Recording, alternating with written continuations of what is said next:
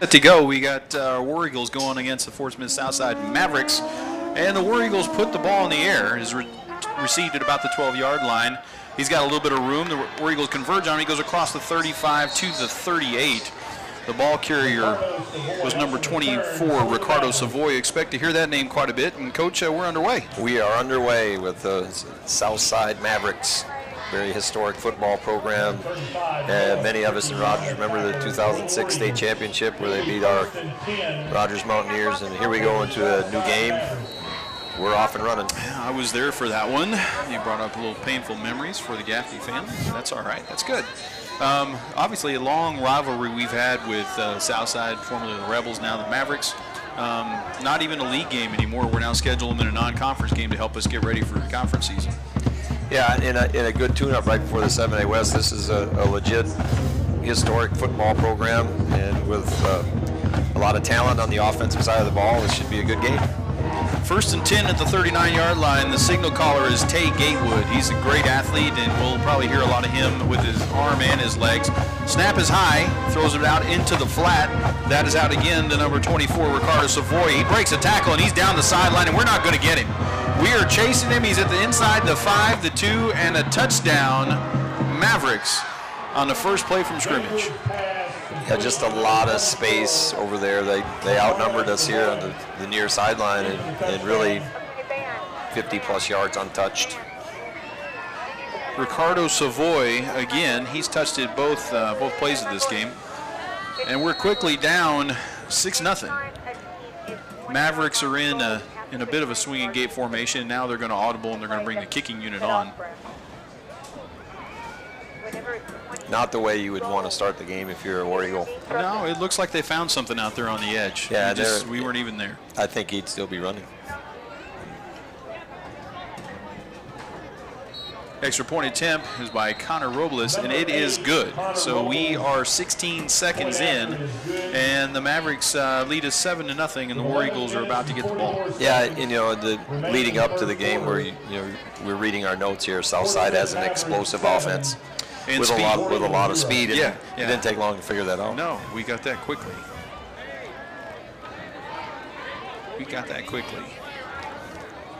If you're trying to watch us, we are available on YouTube at War Eagle Television. You can also see us through GoWarEagles.com. And now the War Eagles are back to receive. Kicking off for the Mavericks will be Connor Robles.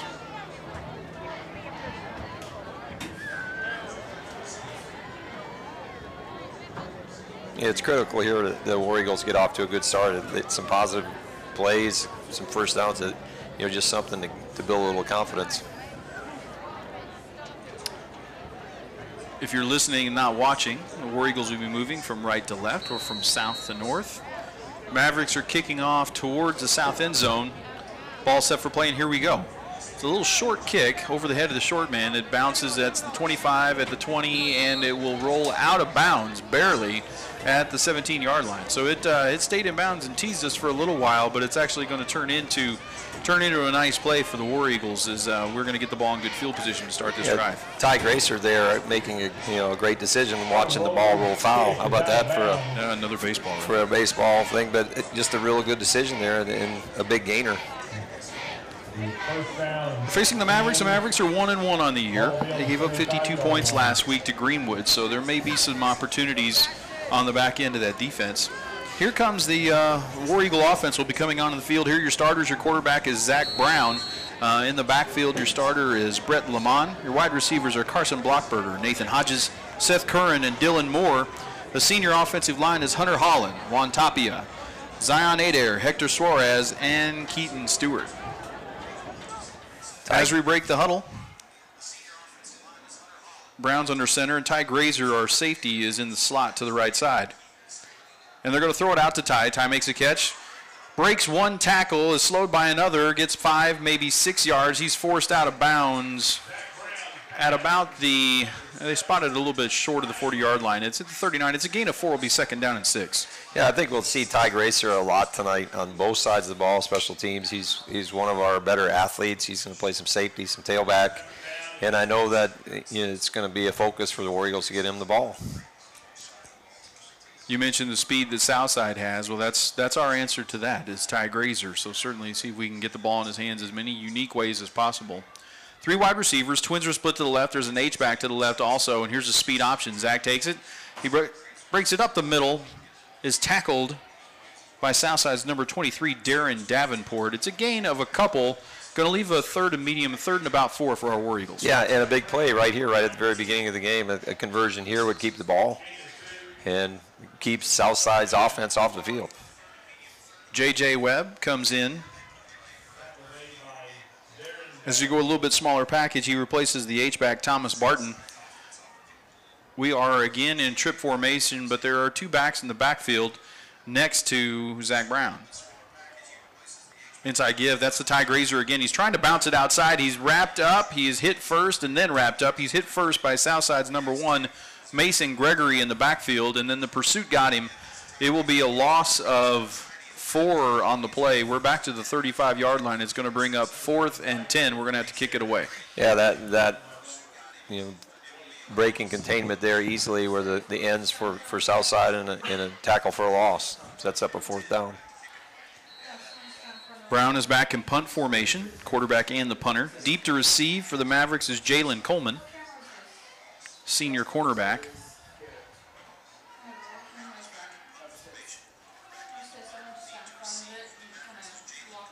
Punt goes away. It's a high, good kick, end over end.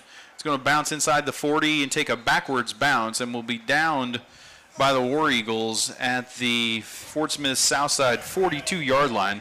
To touch it down there was Royce Balbuena, and the Mavericks will have their second possession starting there at their own 42. Yeah, good field position here for the Mavericks, and a big series here right away at the very beginning of the game. You want something good to happen early.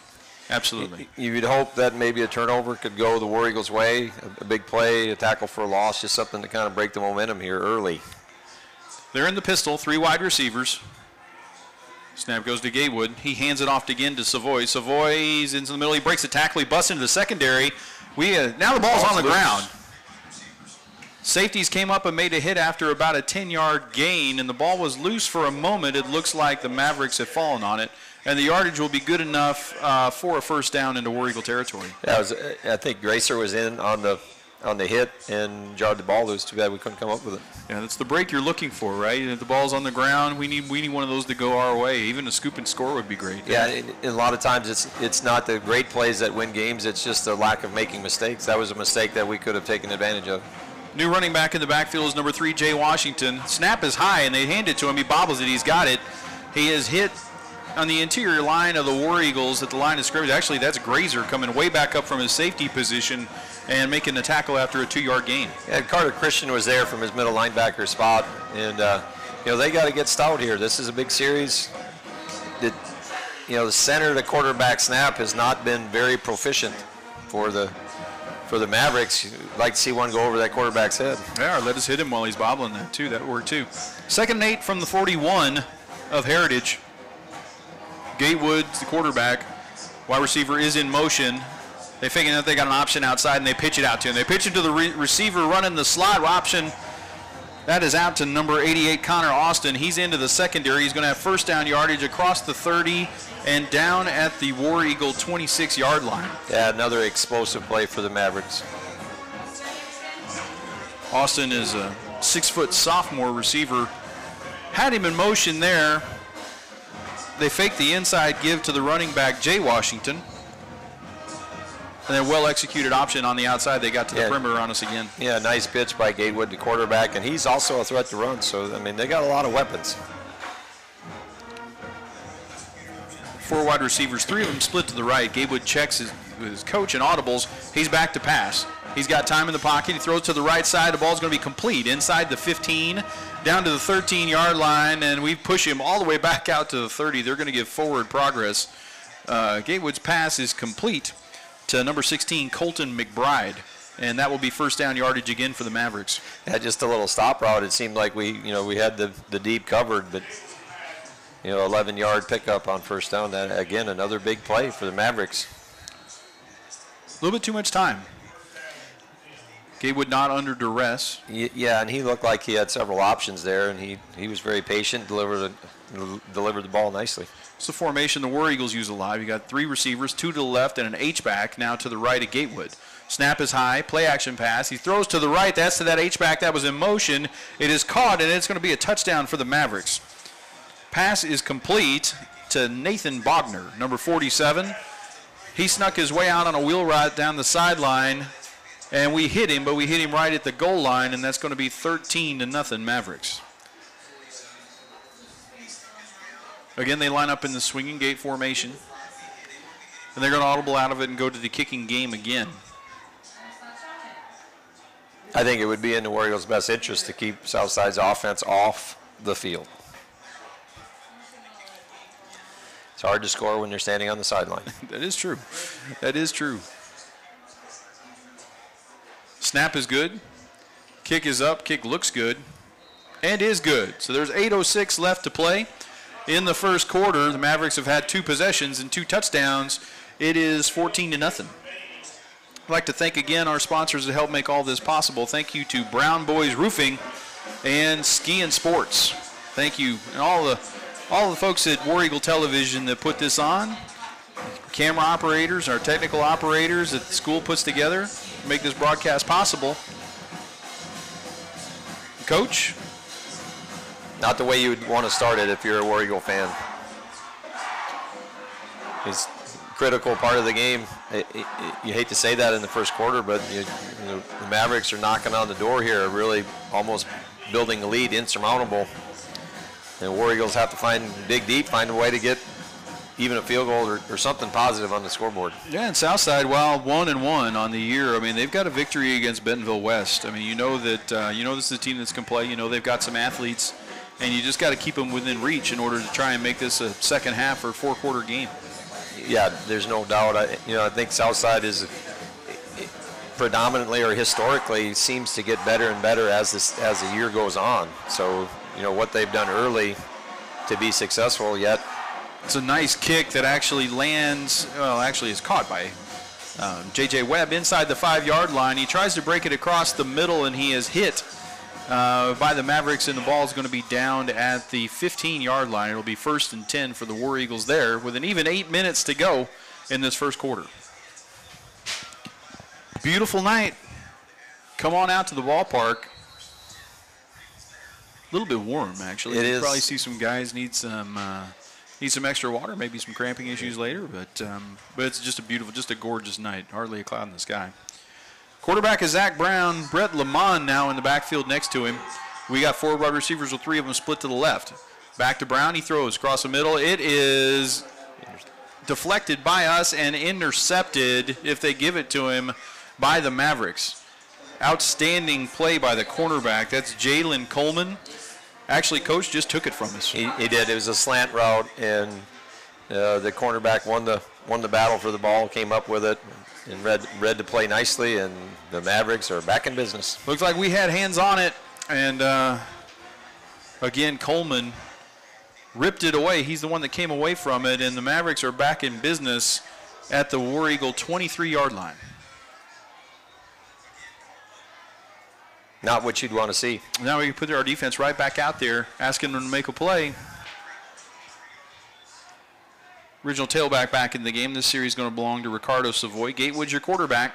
Again, 3 wide receivers. They've got one of them in motion.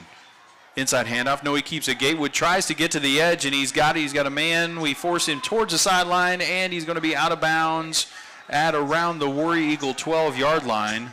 Looked like maybe Grazer made the play there as well, but Gatewood did the read triple option there, wound up keeping it himself, and that is going to be enough for first down yardage. Yeah, real patient run there around the end, and he did a nice job following. I thought he was going to pitch it several times, but he hung on to it. Another nice gain. Southside quickly ready to go. Gatewood trying to urge the offense to move faster. Snap, give to Ricardo Savoy. He bounces outside. We hit him at the 5-yard line. He drags forward. It's going to take us to the 3. The tackle was made on the play by Isaiah Tibbs, but not before a 9-yard gain. It's going to be 2nd down and 1.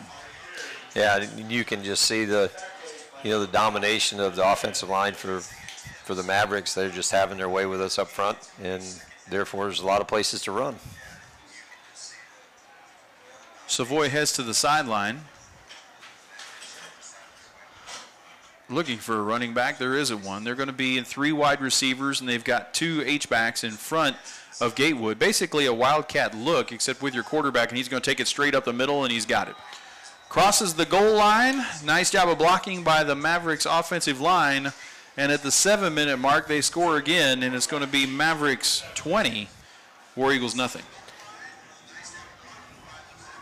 Didn't put not much of a fight there. Gatewood strolled into the end zone. You could see the hole from up here, just a nice cut back to the left and just kind of tiptoed in there without being touched. So Connor Robles, unfortunately, getting a nice workout out here. He's on for his 3rd extra point attempt. Snap is good. Kick again looks good. And it is. So with 7 minutes to go, War Eagles will be getting it back, hopefully put one in the end zone. It is Mavericks 21, War Eagles nothing. See if we can get a word from our sponsor, see if we can get a commercial in from Bound Boys or Ski and Sports.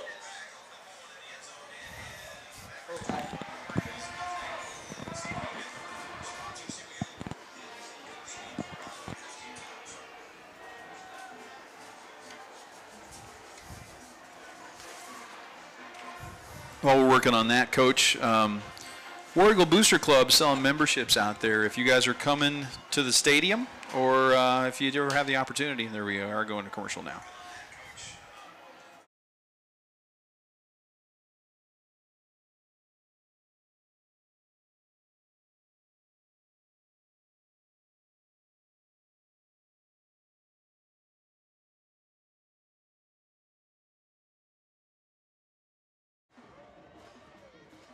We're back. All right, we're deep to receive. Kick goes out inside the 5 and all the way into the end zone. Luke Williams was the closest to it, but that's going to go into the end zone for a touchback.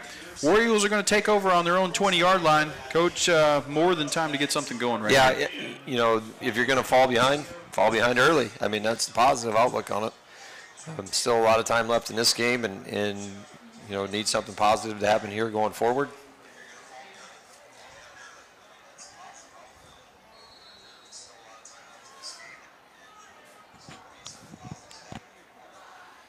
Our last tune-up before we start getting into conference play. Yeah, that's when things get important, and you know, you want to win every game you can, and you want your kids to play at a high level. But you know, next week's game is going to be a little bit more intense as it counts towards state playoffs. Inside handoff that goes to Lamont. Lamont breaks a tackle. Is wrapped up after a 5-yard gain. Good gain for the War Eagles on first down. Will be 2nd down and 5. Yeah, and a good job by Brett, just, you know, making a quick decision, diving up there, getting a nice gain. War Eagles being a little bit more deliberate here. I think we just want to make sure we have everything buttoned up and ready to go on this possession. You got to have points. Yeah, I think they can grind it out here if they can keep Southside's offense off the field. That's one way to break their rhythm, is to be, you know, efficient offensively. Trip wide receivers. The ball is thrown toward the sideline. Intended receiver looks to be Dylan Moore, but it was just a little bit too wide. That's a flood route. We run with that trip receiver formation, and just a little bit too wide to get the completion. Yeah, and I think Zach had his receiver, but I think it was just a little late. His decision to throw came a little split second too late, which led Dylan Moore out of bounds with the ball. Difficult throw to make, too, rolling to the left like that. It's hard to... Not an easy throw. No, not easy at all. Brown at quarterback. Lamont is a tailback. We've got 4 wide receivers with 3 split left. Straight back to pass. Looking down at Dylan Moore, and he had a step, and ball just overthrown. Ball would have been complete at the 50, and you're looking at a big gainer if that one's completed, and maybe a touchdown that would have brought us back into it. Yeah, it just inches away from a nice catch on the sideline. Maybe he's still running. Had a couple of steps. Nice route by Moore. Ball slightly overthrown. Moore only able to get the fingertips on it on back-to-back throws. Yeah. You know, maybe you'd like to see that quarterback put a little more air under that one, but we're back to punt, end-over-end punt towards the sideline. And punting from the 25-yard line. We are actually not going to get to midfield. It's going to be Southside Maverick football. It's going to be placed at the War Eagle 49-yard line. With 6:14 to go, if you're just joining us, it is Southside Mavericks 21, War Eagles nothing. And they've got the football at us again. War Eagles without a first down. And a couple plays, one on defense with the ball on the ground, and then a play right there that we could have made, Coach, that just haven't gone our way yet. Yes, and this game is going to take a break. It's going to take a mistake maybe by Southside or a big play by a War Eagle to get things kind of turned around here. Wide receiver in motion, fake handoff. It looks like they're going deep. Gatewood throws across the middle. He's got a man. Ball is completed at the 35 down to the 32-yard line. Pass is complete to number 16, Colton Mcbride, on a crossing route. And Ty Grazer wraps him up there, but not before. First down yardage a little deeper into War Eagle territory. Yeah, and again, the offensive line for the Mavericks is just creating so much time for Tay Gatewood to pick out a wide receiver. He's not under pressure at all. They're just doing an outstanding job up front for the Mavericks. Savoy is the running back. Again, 3 wide receivers with the H-back in front of him. Gatewood's the quarterback. Pistol formation, inside handoff to Savoy. Savoy breaks it up the middle for about 5-6 yards. He's going to be dragged down by the linebacking core of the War Eagles, but not before he picks up what looks to be 8. It'll be 2nd down and 2. Yeah, and he's on his way down the field and not being touched till he's 6 or 7 yards across the line of scrimmage. 5:20 to go in the quarter. 21-0 is your score. Savoy is the back again next to Gatewood. Fake handoff to him that time. He throws downfield. He's got a man. Pass goes through the hands of the wide receiver, Eric Schwartz. War Eagles in coverage on the play. It looks to be Blackwell. Is it Blackwell in coverage on that play? Yes, it is. And he made a nice play, made a play on the ball and the receiver at the same time. Outstanding play by Blackwell. Dregan Blackwell, 5'9" sophomore, gives us a chance. It's 3rd down and short. They're in a pistol formation again. Inside handoff this time. Breaks through the line of scrimmage. We hold him up. He breaks one tackle on the outside, and he works his way inside the 20 down to the 16-yard line. That's going to be first down yardage once again. Looks like we had a potential to wrap him up at the line of scrimmage, but an athletic play by Ricardo Savoy spun away from us. Yeah, again, another patient run. And I think that really exemplifies the way Southside's been moving the ball with Gatewood and Savoy. That's correct. Savoy's listed at 5'10", 165. He looks thicker than that. He does. Strongly built back. He's again next to Gatewood. And now they snap it. They're rolling out to the right. Gatewood looking towards the end zone. Did we get there? No. It was broken up on the play by Ty Grazer. Ball wound up on the AstroTurf, but a nice break by Grazer to get in the way of a pass at the 2-yard line. It's going to be 2nd down and 10. Outstanding, and gave us a chance for a turnover and just couldn't come up with it. High effort player, Ty Grazer. Sold out his body right there to dive on the AstroTurf. And a decathlete. And I believe he is the top 10 decathlete in the state of Arkansas last year. A good pole vaulter, a good sprinter on the track team. Spread formation. You got 2 receivers stacked on each side, and they throw it out. Pass is complete on the outside to number 7. That's Tyrese Solomon. We force him towards the sideline. Play is made. Looks like over there was Griffin Brown. Ty Grazer again. Going to be a short gain on the play, and the receiver's hurt on that play. He went down, looks to be in quite a bit of pain, Coach. Got his helmet off quickly, laying on his back. Yeah, you wonder if just the contact might have knocked the wind out of him. Maybe. The way he's kind of laying there. I didn't see anything there that looked abnormal from a tackle and a player going down. There's a flag on the play also, so we're going to back it up even further. Would have been a gain of about 5 or 6, but it looks to be a calling holding on that, Coach. That was the call was hold. The injury kind of distracted us, but there was a hold on the right end. The hold was down further downfield. The way the flag came out almost looked like there was a penalty on the tackle. The line judge marked the ball, and then signaled hold to the white hat, and it is a hold.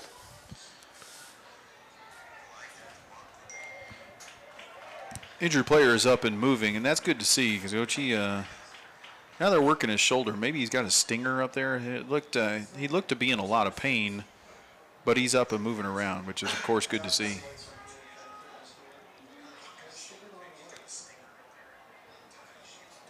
Yeah, you wonder if it is a shoulder, and Mark Haynes, our athletic trainer here at Heritage, is giving him a good once-over.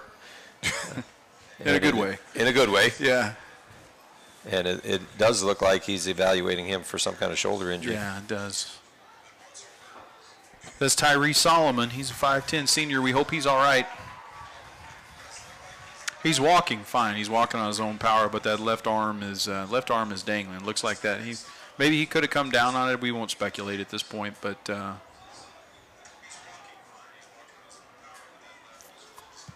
leaving on his own power is always a good thing. Definitely looks like a shoulder injury.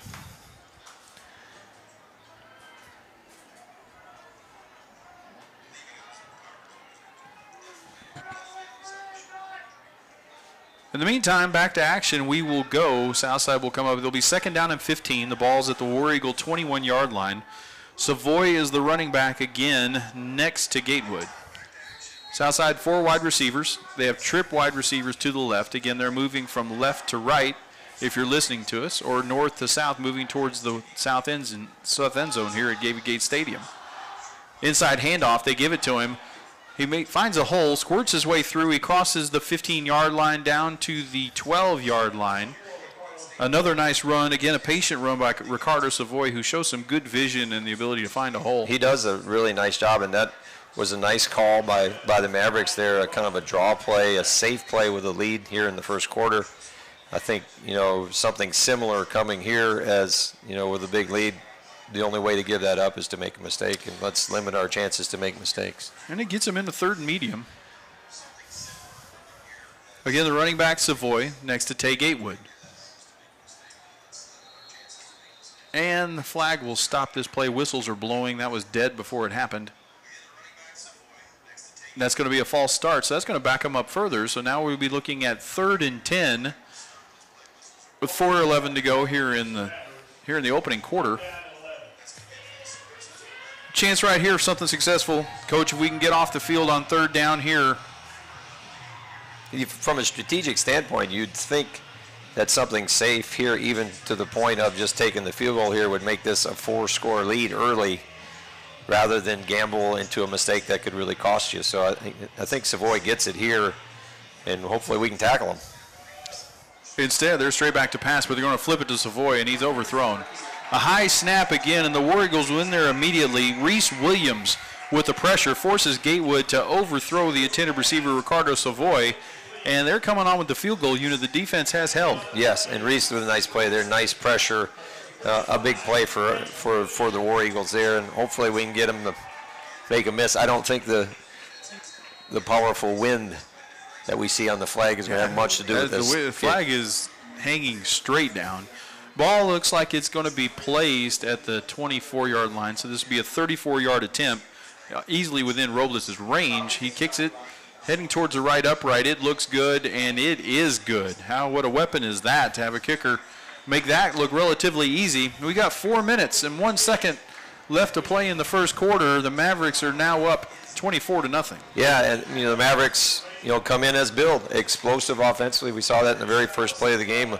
A little swing pass out, Savoy goes 50-plus yards for a touchdown, and they've had a lot of positive plays. Just the last play there by Reese Williams that ended up on the wrong side of the line of scrimmage for the Mavericks. So here we go. The War Eagles need something positive here going into the end of the first quarter. And we'll take that as a positive right there, of course, Coach, just holding them to that field goal attempt after getting the ball in our own territory. And Coach, we've had a couple of chances. We've had a ball on the ground. We had a fly route down the sideline that just missed. Maybe we can just connect on one of those right here and turn it around and get this thing rolling the other direction. There's still 4 minutes to go in the first quarter. The game is still very, very, very early and it's ongoing, and still time to make this, to turn this thing around.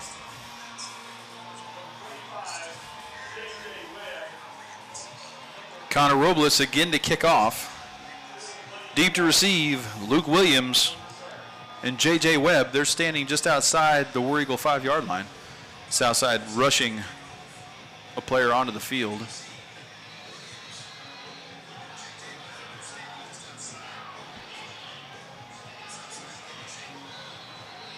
A lot of fans in both stands tonight. A lot of navy and orange out here. Great football night in the Ozarks. Another short kick to the left side. It is going to be caught, and we're going to fall on it. To be safe, we're going to get it at the 22-yard line. The ball was caught. Seth Kendall with the reception, if you will. So Southside, I guess we'll call it strategic kicking. They don't kick the ball. They don't kick the ball deep. They're trying to kick it, it looks like, just over the head of our short people, try and get the ball on the ground. I think so. It's kind of a safe way to maybe pick up something cheap and still gain some yards. So Seth, nice play there to just to catch it. He's one of our up blockers. He catches it, gives us the ball at the 22. We're at the 22-yard line. Zach Brown's the quarterback. Looked like next to him is Brett Lamond. 3:58 to go. See if we can make something happen. Inside handoff to Lamond. Lamond is met just beyond the line of scrimmage, and he will be tackled there. He's going to fall forward. Tackle made by Southside's number 25, Dakota Wareham. But we are up to the 25-yard line. It's a gain of about 3. Will be 2nd down and 7. And I think 3 yards in a cloud of dust might be a good strategy here just to keep Southside's offense off the field.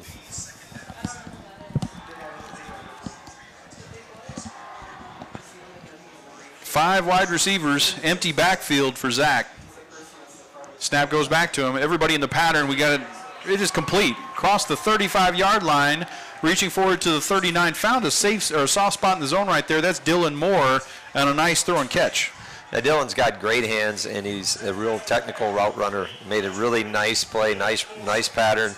Zach Brown delivered the ball on time, and nice play for the War Eagles in their first down. First down. We're at the 39-yard line. There's 3:10 to go. We're moving. We're in 5 wide receivers once again. 3 of them are split to the left. Southside making almost no adjustment to that. Throwing out the little out route. That looks like that's Brett Lamond. Ball thrown a little bit too wide. Would have been around a 5 or 6 yard gain, but instead incomplete and 2nd down. Southside is not coming out of a 7 or 8 man box. And with 5 wide receivers out there, we're outnumbering him in the defensive backfield. We just got to execute a play. Still in 5 wide receivers. Both of those have actually looked good, so maybe we think we found something right here, being able to exploit the secondary.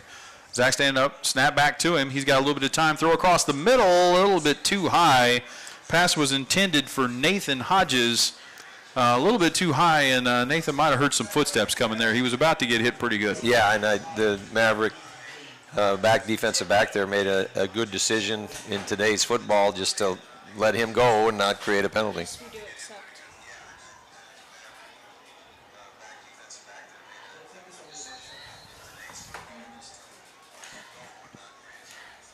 We got 3rd down and 10. Ball's at the 39-yard line. Little change in personnel package. Lamont comes out. I believe I saw Ty heading onto the field. He is. Grazer's in the backfield next to Zach Brown. 4 wide receivers. We're now moving 2 of them to each side. And it looks like we're running low on time, and the War Eagles are going to take a timeout. A little bit of a different look for us personnel-wise, Coach. We weren't quite ready for it. We're going to take a timeout to make sure we're right here on 3rd down. Yeah, and a very good timeout by Coach Travis. The alignment was not in the right place. And let's take a timeout and let's get it in the right place. Yep, we'd love to get another 1st down here. Have some more positive things happen in this first quarter. And you might even play the no punt game here. The odds of Southside scoring from midfield, is it any greater than scoring from their own 30? I don't know that it is. So even though it's 3rd and 10 here, this might be a serious consideration even in the first quarter of making this 4-down territory. I'd like to see us pick up 6 or 7 before I made that call. But sure, Coach, I don't disagree at all. Our best play defensively so far has been a bobbled center exchange with the quarterback, and we would love to keep it on offense, just to keep it away from those explosive weapons on offense. Yeah, and sometimes that might take the pressure off of this play, knowing, hey, we're depending on what happens here. Back to pass. He looks outside, and they throw a flag, and they should. Pass was intended. It looks like Dylan Moore again, and the Southside defender, D.D. Smith, had his arms all around him. It would have been a short gain. Instead, the flag is going to come out for pass interference at around the 43-yard line. I'm not sure in high school if that's a spot foul or if it's like the college rule. Is it a 15-yard penalty? And is it a first down? They're actually giving a holding call instead of a pass interference call. But that's a 10-yard penalty, and that's got to be enough for a first down. So that's back-to-back first downs now for the War Eagles. We're almost at midfield. We're at the 49-yard line, looking to keep some more momentum going. Yeah, with teenage kids, a lot of things can happen. If something good would happen for the War Eagles here, you might see a different outcome. No, this is interesting, Coach. So So we threw 2 incomplete passes and got a 10-yard penalty, and they're saying they're not even measuring on. They're giving us third down. Yeah, Coach Travis is coming onto the field because it's there's no way this is not a first down. This is very bad math by some people in some striped shirts when you throw 2 incomplete passes and then get a 10-yard penalty and it's not a first down. 0, 0, and 10 ought to be a first down. And that's a discussion that's going on right now on the field. We'll see if we win this argument. Now, he may be saying, even if they start at the spot, maybe if it's a 5-yard penalty on a 4-yard pass, maybe that's the case. Maybe that's what they're giving us. I don't understand it. Coach Travis is trying to get an explanation, and I don't know that with his hand wave gesture. He's not going to be satisfied with this answer. But here's the short thing. So I actually love 3rd and inches anyway. Let's go get you take an opportunity, take advantage of it. Although I personally feel like that, I don't understand how that's not a first down. We're inches short. We are. We're inches short. Anyway, hopefully we're going to bust it right here. Inside handoff. We're going to break it. We're going to break a tackle, go across the 45 down to the 41-yard line.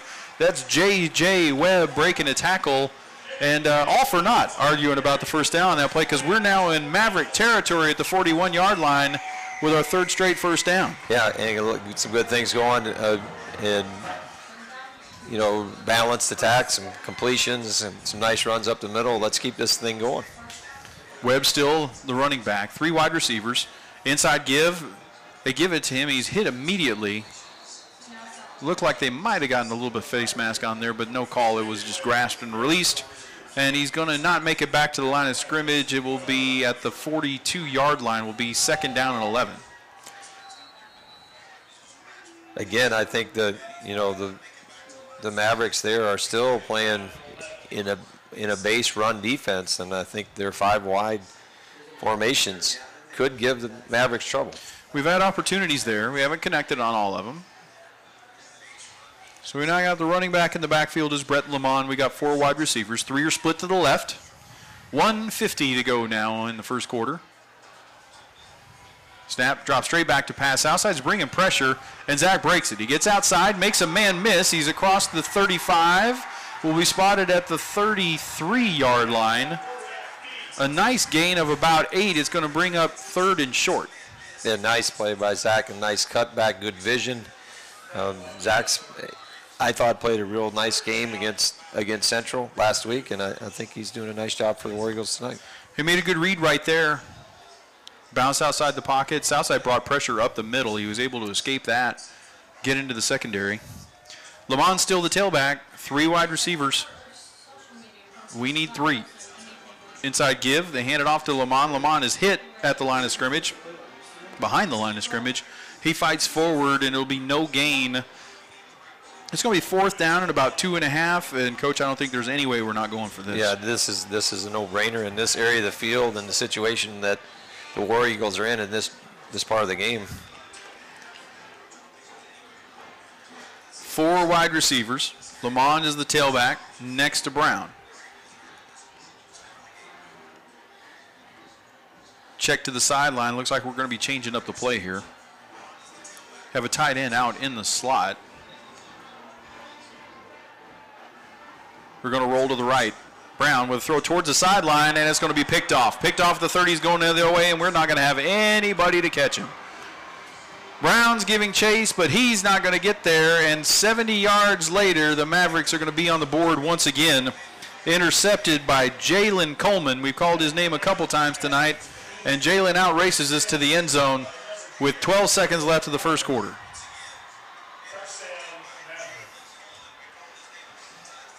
Not much good to say about that play. Other than we ran a short out route there. Obviously, they were trying to get just a few yards. Coleman obviously read it really well, jumped in front of it. Receiver slipped a little bit, couldn't get back to make a play. And nothing but 70 yards later, he's heading towards the Tyson building. And it's 30-0. Robles is on the kick again. Kick is down. And it's good. 12 seconds remaining in the first quarter. We had some momentum going. Southside just stole it right from us. Jalen Coleman stole it right from us, and it's 31-0 Mavericks.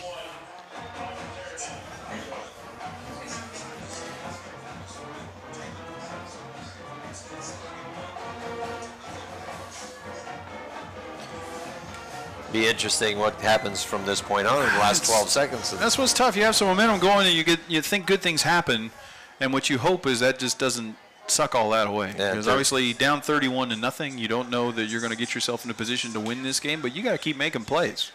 Yeah, and you know the situation that the War Eagles are in. I mean, you have a choice of continuing to compete, or you might say, well, we're going to live to fight another day. But I mean, I think you're at the point of the season here that things have to start going well for you. You have to kind of, whatever it takes here to find a way to make a play and get yourself some momentum going into next week in the conference season.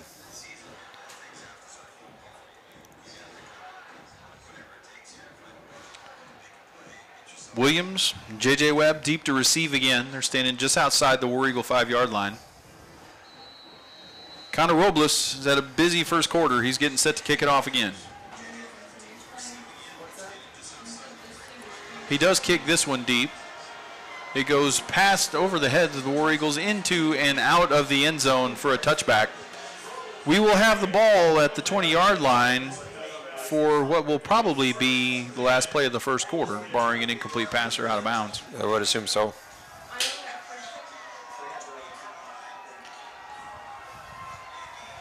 Coach, our booster club is out there working hard trying to sell memberships to help support our athletic program. Stephen Bowman out there, he's got other people out there helping him. Have several different levels of the booster club. Coach, talk about what some of the things that the booster club do for our War Eagles. The booster club is just like its name. It's a boost. You know, they provide funding for those things in your high school athletic budget that just isn't there. And there are things that, you know, our kids need, our programs need to give them an opportunity to compete, or maybe give them an advantage equipment-wise. And the booster club helps put that in place. Inside handoff is going to go to Brett Lamont. Lamont is tackled immediately. Southside penetrated the line of scrimmage on that side. A 2, now 1. That's going to be the end of the first quarter after a loss of 3. We will walk towards the other end and move from north to south. But at the end of 1, it is Mavericks 31, War Eagles nothing. How about if we hear from the good guys at Brown Boys and Ski and Sports?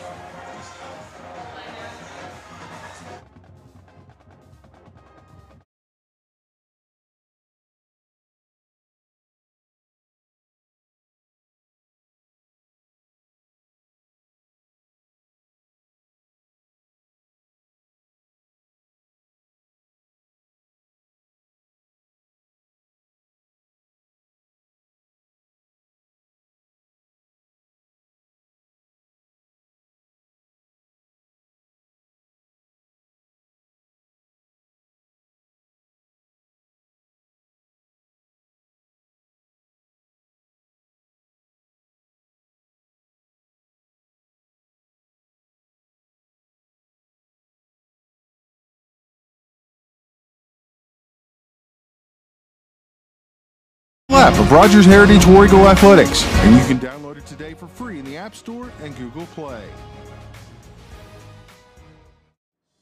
War Eagles fans, stay connected with your favorite team all year long with the official app of Rogers.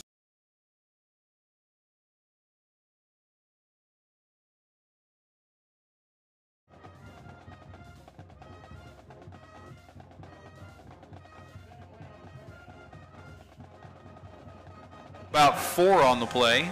Last time out, Brown and Hodges got a little connection working on that little slot route. Maybe we can get that started again. We hope so. You know, 3rd and long here on our own end of the field. He might be able to make one of those Southside cornerbacks bite again and might be able to beat him up the sideline. For wide receivers, we need the 30. Brown back to pass. He's got some time. Steps up, avoids one tackler, crosses the line of scrimmage, and he's going to be knocked down just short of the 25-yard line. Tackle Jeremiah Van Hook is in on the play, around with some others. Maybe it looks like Travis Chaffee could also be on the play. That Chaffee's a pretty memorable football name down in Southside. I wonder if he's related to Kevin. That might have been when we were playing. So it is 4th down and 6, and we are going to punt the football away. Back deep to receive. Looks to be Jalen Coleman. End over end kick. It is going to be towards Coleman. It lets it bounce over. It takes a War Eagle bounce. It's inside the 25. Rolling towards the 20 and will be down just outside the 20 at the 21-yard line. So a great punt of almost 60 yards. And we're going to test your theory about whether Southside can go 80 yards or not.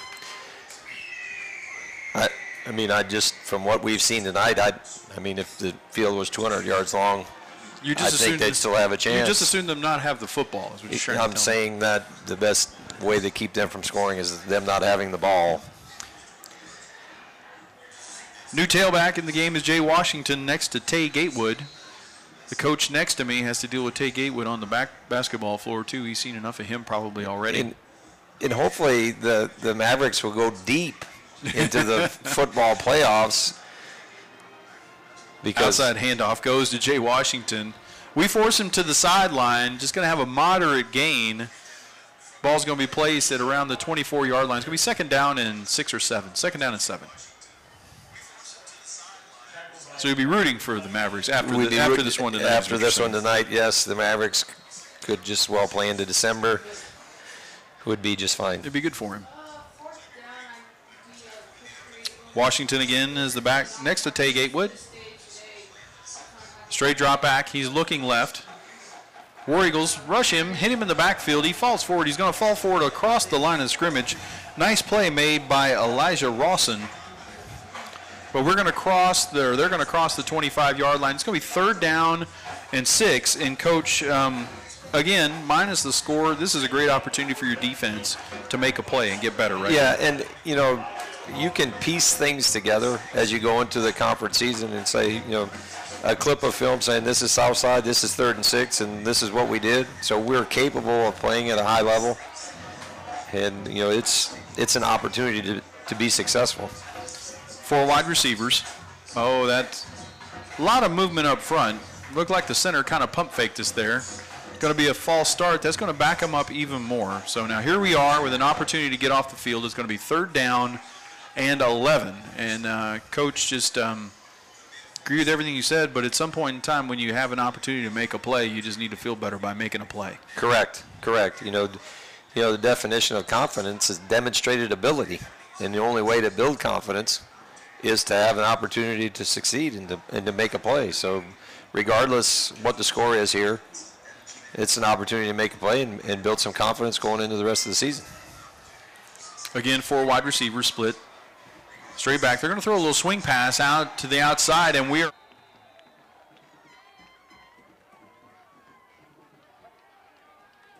Griffin Brown. That is Griffin Brown. Griffin Brown gets him in the backfield. They're going to lose a few more yards. Back inside the 20 to the 17-yard line. So, Coach, a great defensive stand right there is going to get us the ball back. Yes, and Griffin Brown made a nice play in the play previous when he covered one of the short routes that allowed Gatewood to get tackled after a couple of yards, and then made a nice play there for a loss. Southside is set to punt. J.J. Webb is deep to return. He's standing just in front of midfield. Now he's joined back there by Dregan Blackwell. End over end kick towards the sideline and out of bounds. We're actually going to get it here in Southside territory. They're starting at the 50. They're walking backwards. They're going to spot it at the Southside 48-yard line. So great field position, Coach. And again, coming off of, we have back-to-back-to-back first downs. And obviously the one play we'd like to forget. But with back-to-back-to-back first downs, a 3-and-out by the defense, maybe we can get rolling it down towards the south end zone here and get something good happening in the second quarter. Short field. 8:13 to go, second quarter. War Eagles come out, 4 wide receivers.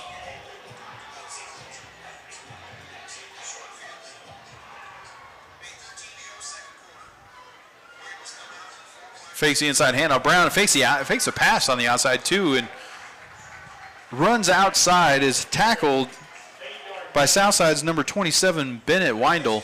That's a little run-pass option right there, and we used all 3 phases of it. Faked the inside handoff, faked the throw, and then ran for 7 or 8 yards. Yeah, he outstanding job ball faking, and took some defenders out of his way, and a nice gain of 8 yards. Very confusing for the announcer, though. We should talk to him about that.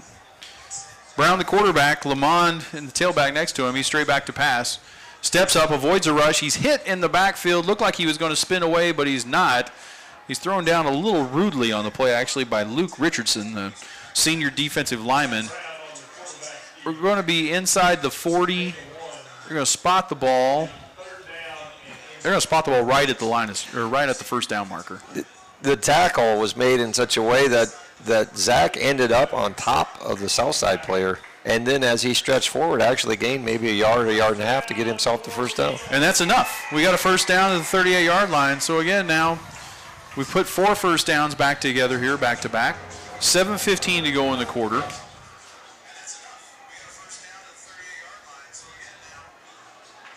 Let's chop into this lead. Zach is the quarterback. 3 wide receivers and an H-back. Lamond is the tailback. Just to the right is Zach Brown. Back to pass, rolls to the right a little bit, hit towards the sideline. There's that man again. Jalen Coleman steps in front of us, and Coach, we're not going to get him. Jalen Coleman read that better than most of the War Eagles. Stepped in front of it, went 70 yards again. And what looked to be promising one more time was taken from us by Jalen Coleman, and it's now 37-0. Yeah, that ball was in the air way too long for the speed of number 10 from Southside. And he made another nice break on the ball, and it's another big play for the Rebels. Or the Mavericks. Yeah. They can be Rebels at this point.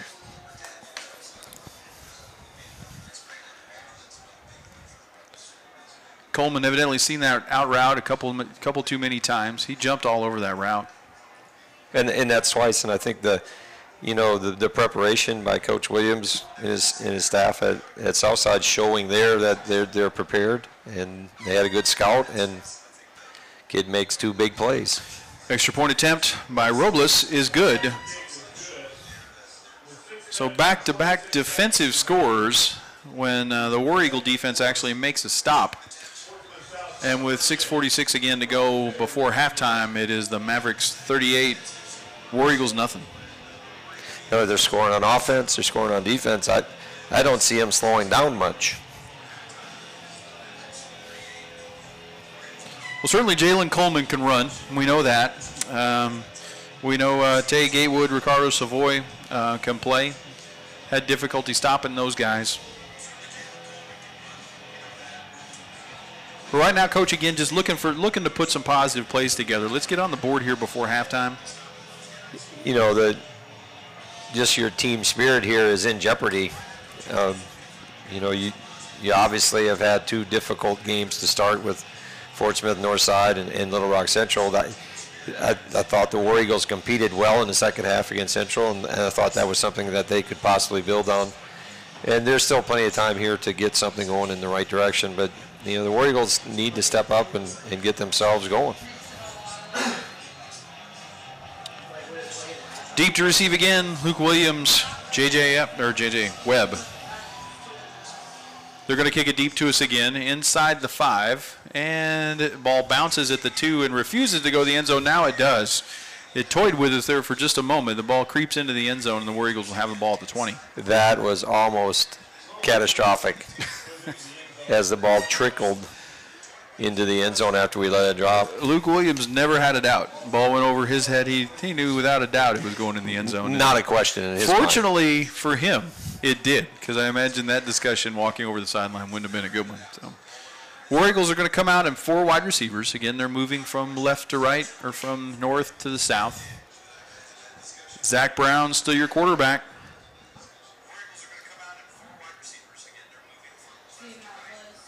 Inside handoff, Brett Lamond. Brett Lamond is hit just across the line of scrimmage, and he's pushed back. Gain of about 1 on the play. Brett Lamond is not a big player, but he gets every ounce of his frame on every play. He's a very decisive runner, and he hits the hole as hard as any back hits it.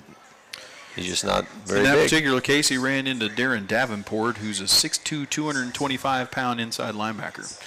And Lamond just at 164 pounds, like you say. There's physics there, Coach. Yeah. Ball snapped back to Brown. He bobbles it a little bit, picks it up, gains it across the line of scrimmage, breaks the tackle. He's across the 30, across the 35. Nice fight by Zach Brown. Broke multiple tackles there on his way to first down yardage. That play looked awful as it began with a bobble and another bobble and another bobble. Yet it turns out into a big play for the War Eagles, and just a testament. Don't ever give up. Don't give up. Keep fighting. Keep fighting, and that's what it's good to see, right? And yeah. When you see the scoreboard go the wrong way, sometimes maybe you go down on that first hit. Zach's still fighting for extra yardage there. Love to see it. 4 wide receivers. Inside, give Lamont, and he's got a hole. Makes a man miss, makes another man miss. He's at midfield. He's at the 40, he's at the 35. Inside the 30, down to the 20-yard line before finally being forced out of bounds by Mason Gregory. That time, Coach, we made a hole for Lamont. He made 2 people miss, and he got into the secondary. Yeah, and a nice burst. And, the kid's got good speed. I mean, he's running away from some of the Southside D-backs there down the sideline, and just a good angle kept him from getting in the end zone. So again, we have some good things happening. It is 1st and 10 on the 20 as we move in this direction. Have Heritage Pole Vault chatting with us on YouTube, by the way. Good to see those guys joining us. 4 wide receivers. Motion man is Ty Grazer. They fake it to him. Brown now, he looks over. He's got a man outside.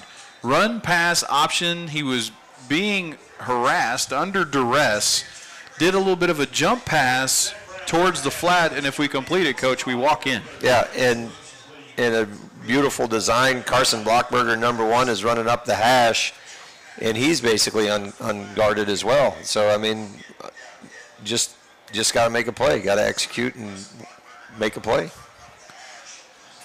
A little exciting, but 2nd and 10. Here's a inside handoff. J.J. Webb dances around, makes a man miss, spins across the 15-yard line, down inside the 13 to the 12-yard line. He's tackled there by Landon Chaffee. Seem to be a lot of Chaffies. Chaffies are football royalty from my era. There's a fort somewhere down in Fort Smith area. I've heard something about it. Nice gainer inside. Good hard running again by J.J. Webb, and it's going to be 3rd down and 3, maybe 2, 3rd down, long 2. And, Coach, again, this is obvious 4-down territory. Yeah, we want to get points here. No doubt.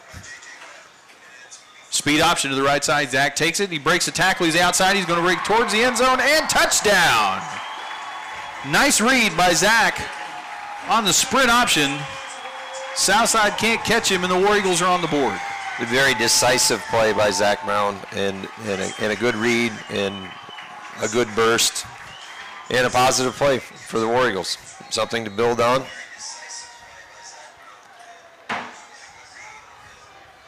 War Eagles now show this little multiple swinging gate formation. We have linemen split out wide, and this is going to be a Southside timeout. It is a Southside timeout. They did not like the formation.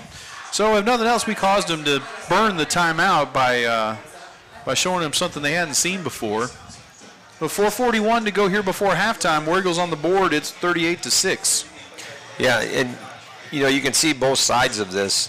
You see it from the Southside Maverick side of things. They want their kids to keep playing. I mean, they're getting themselves ready to play in their conference season as well. And a big lead here in a non-conference game, that's all well and good. But they got to keep fighting as well. And maybe this game can, with a score here and maybe a big play here before half can kind of change its complexion.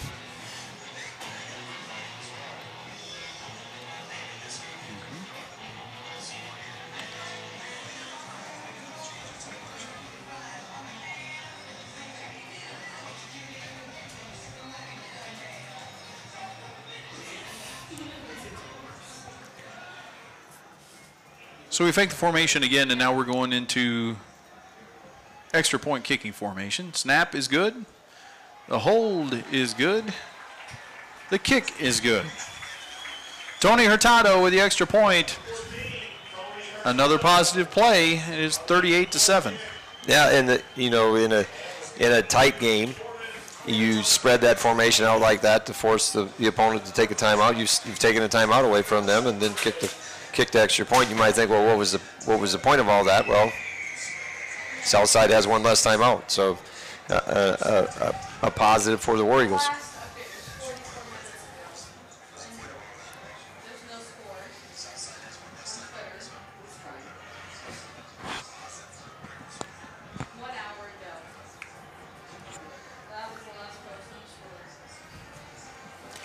Looks like we'll have the battle of the bands at halftime. Big halftime. You got the itinerary handy? Had a big halftime planned for us. It's going to be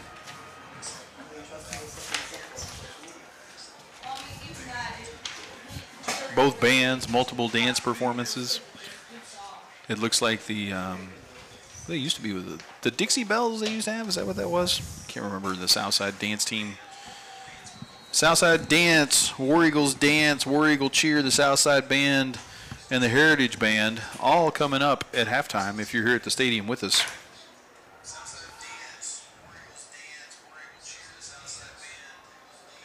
War Eagles set to kick off. Southside standing at their 10, waiting to receive. Here's a kick from Hurtado. High end-over-end kick is going to be caught and then actually muffed at the 20. Ball's on the ground. Again, the potential for something to happen there. It's actually recovered eventually by Southside's number 12, Cole Altis. So another brief glimpse of hope right there, but he falls on it. It's going to be Maverick ball at the 25-yard line. Yeah, a fortunate play for the Mavericks. That ball just kicked right into his hand. And in some ways, you make your own breaks, Coach, but one of those could sure fall our way. We'd be all right. There is always in high school sports or any sport, there's a degree of randomness. And, yeah, you make some of your own breaks by playing hard, but sometimes the way the ball bounces, it bounces. Gaywood's the quarterback. Ricardo Savoy is next to him. Inside handoff to Savoy. And he's met by the interior of the War Eagle line immediately. He's only going to gain about a yard. First on the contact, Gavin Pusey, senior defensive lineman. Nice play to the interior of that War Eagle line. And Coach, we've actually made some adjustments, and we've been playing better defensively the last three possessions. Yeah, for sure. I mean, the last 14 points have been pick sixes, so defensively they've made some nice plays. The ball's been on the other end of the field. And four wide receivers again for Gaywood. Inside handoff, Savoy. Savoy breaks through the line, and now he breaks outside. He breaks a tackle, and he's gone. He's at the 50, the 40, the 30. We can't catch him. He's going to go all the way for a touchdown. So inside give, very similar to play, if not the same play on what they ran on first down, Coach. And Savoy with great speed again, 74 yards and a touchdown. Yeah, and the offensive line for the Mavericks just creating a nice hole for a very speedy player, a very talented player, and it's a bad combination for the War Eagles. Once he broke into the secondary, the only man that had a chance was Isaiah Tibbs, and he beat him to the corner. Last three scoring plays, Coach, have all been 70 yards plus, 2 interceptions and tailback handoff. Yeah, the word explosive comes to mind when you think of the Mavericks. Yeah, indeed. Robles again to kick. Extra point attempt is up and good. This may be one of the first games in high school football where the kicker might need a sub. He's had a pretty good workout. There's 3:55 to go in the half, and the Mavericks are on top of us now, 45-7. And Coach, obviously you're going to have a little spirit broken on the sideline here. Just what do you do as a coach? What do you do to keep people fighting at this point? Against a big lead, you try to divide it up.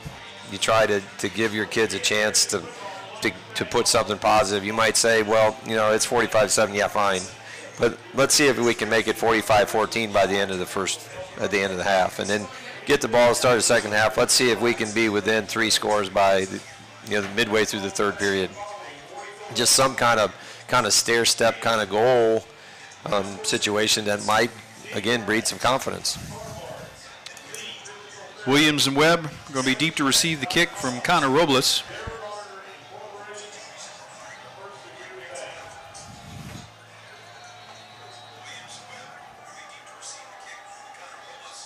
The Honorable Kyle Scheller just in front of his coach.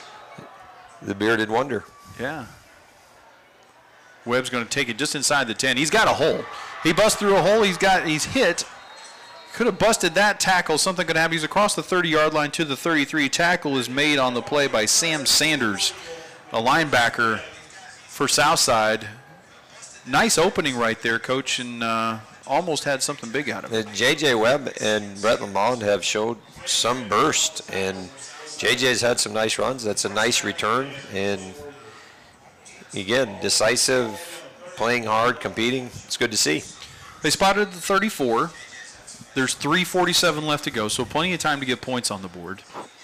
They're going to leave Webb in the game, a little reward for that return right there, and he's standing next to Zach Brown in a 4 wide receiver set. Brown back to pass. Little screen play set up. Multiple Southside Mavericks trying to collapse on Zach Brown. He does get the ball away. It's caught by Carson Blockberger. However, wasn't able to get inside where the blockers were set up, so we're going to lose one, and it's going to be 2nd down and 11. Kind of a tunnel screen situation there that just didn't. If we could have gotten there. Just didn't tunnel. Yeah, if we could have gotten there, I play that, that man outside, Jalen Coleman, seems to be a problem. Inside give, it goes to Brett Lamond. Lamond is hit at the line of scrimmage. He's going to be driven backwards again by that man, Darren Davenport. That's a good-looking athlete right there. 6'2", 225-pound high school linebacker is pretty impressive-looking kid. Yeah, good-looking dude, as we would say.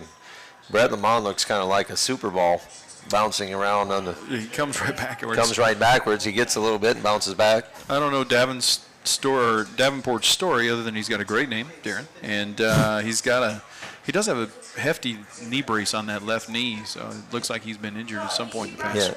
3rd and long, Brown over the middle, throws it for Ty Grazer, is too high. Ty takes a hit to the midsection. Coverage on the play is by Bennett Weindl.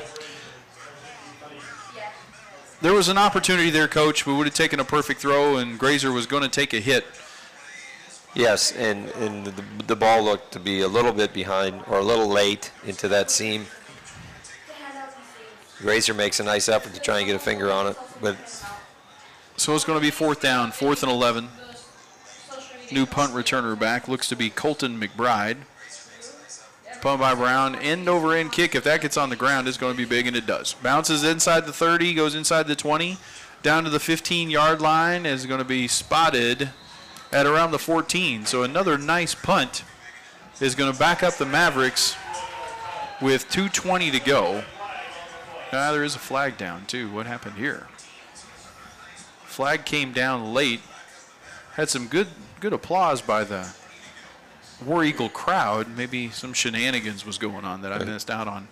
A couple big punts for Zach Brown. 53-yard punt there is an advantage, a field changer, but you just wonder how big of an advantage it is against this explosive Maverick offense. They do give unsportsmanlike conduct against the Mavericks, so that's going to back them up even further. It's a dead ball. Mavericks will keep the ball, but they will have it. Ball should be placed at the 7-yard line, and will be interesting to see, Coach, with the 45-7 lead if they come out and they try and try and score in this 2-minute situation here with 2:20 left on the clock. Well, they're in a situation with the success that they've had running the ball in the interior, which isn't much of a risk. I don't think we'll see much more than that. We may not see Ricardo Savoy, but we may see somebody running the ball in similar fashion. Yeah, it looks like the running back's going to be Jay Washington. Washington's a sophomore. Gatewood's a quarterback. Again, 2:20 to go, first down and 10. They mark it at the 8. Again, I'm questioning the officials' math. From the 14, half the distance is on the 8. Back to pass. He does look to throw, and he's got a man, again, finding a soft spot in the zone. But pass is complete to Colton Mcbride. Minimal gain. Completed to the 13-yard line. Gain of about 5, going to be second down and 5, and we've reached the 2-minute mark, 1:58, 1:57 to go. They're not in too big of a hurry, but they are getting to the line of scrimmage. Washington is the tailback. Inside give, and he's met immediately by the War Eagle line, similar to play the one that just went for 70 yards, but we hold him there. You wonder here if Gatewood's going to keep it in this next segment here, but then again, you're running one of your top players in a situation where you don't really need to up 45-7. So I'd really be surprised if we see anything more than what we've seen over the last several plays. I agree with you, Coach. It's a loss of 1. It's third down and 6. Same package. 4 wide receivers. 3 of them are split to the left. See if they put the ball up in the air, and they do. They back to pass. Protection is decent. He's got a man out there on the outside again. The same man, Colton Mcbride. He's heading towards the sideline. His ball's going to be complete at the 24-yard line. And it'll be a first down. And now they rush to the line of scrimmage. Now, Coach, you're going to see him try and see if they can work hard and get some points here. Same formation, trip wide receivers to the left. Back to pass, Gatewood, same play, same location, ball complete to Colton Mcbride. We tackle him there, gain of only about 5, and now Southside's going to burn one of their final 2 timeouts. With 53 seconds left in the half, the clock they would have lost 15, 20 seconds before they could have gotten that play snapped. So, yeah. Coach, they are still looking to score here. Yeah, and I can see, now they've got the ball out here around the 30-yard line, and I'm sure Coach Williams is saying, we're getting ourselves ready for the journey through the season. This is an opportunity for Southside to work on their 2-minute offense, see what they can do throwing the ball.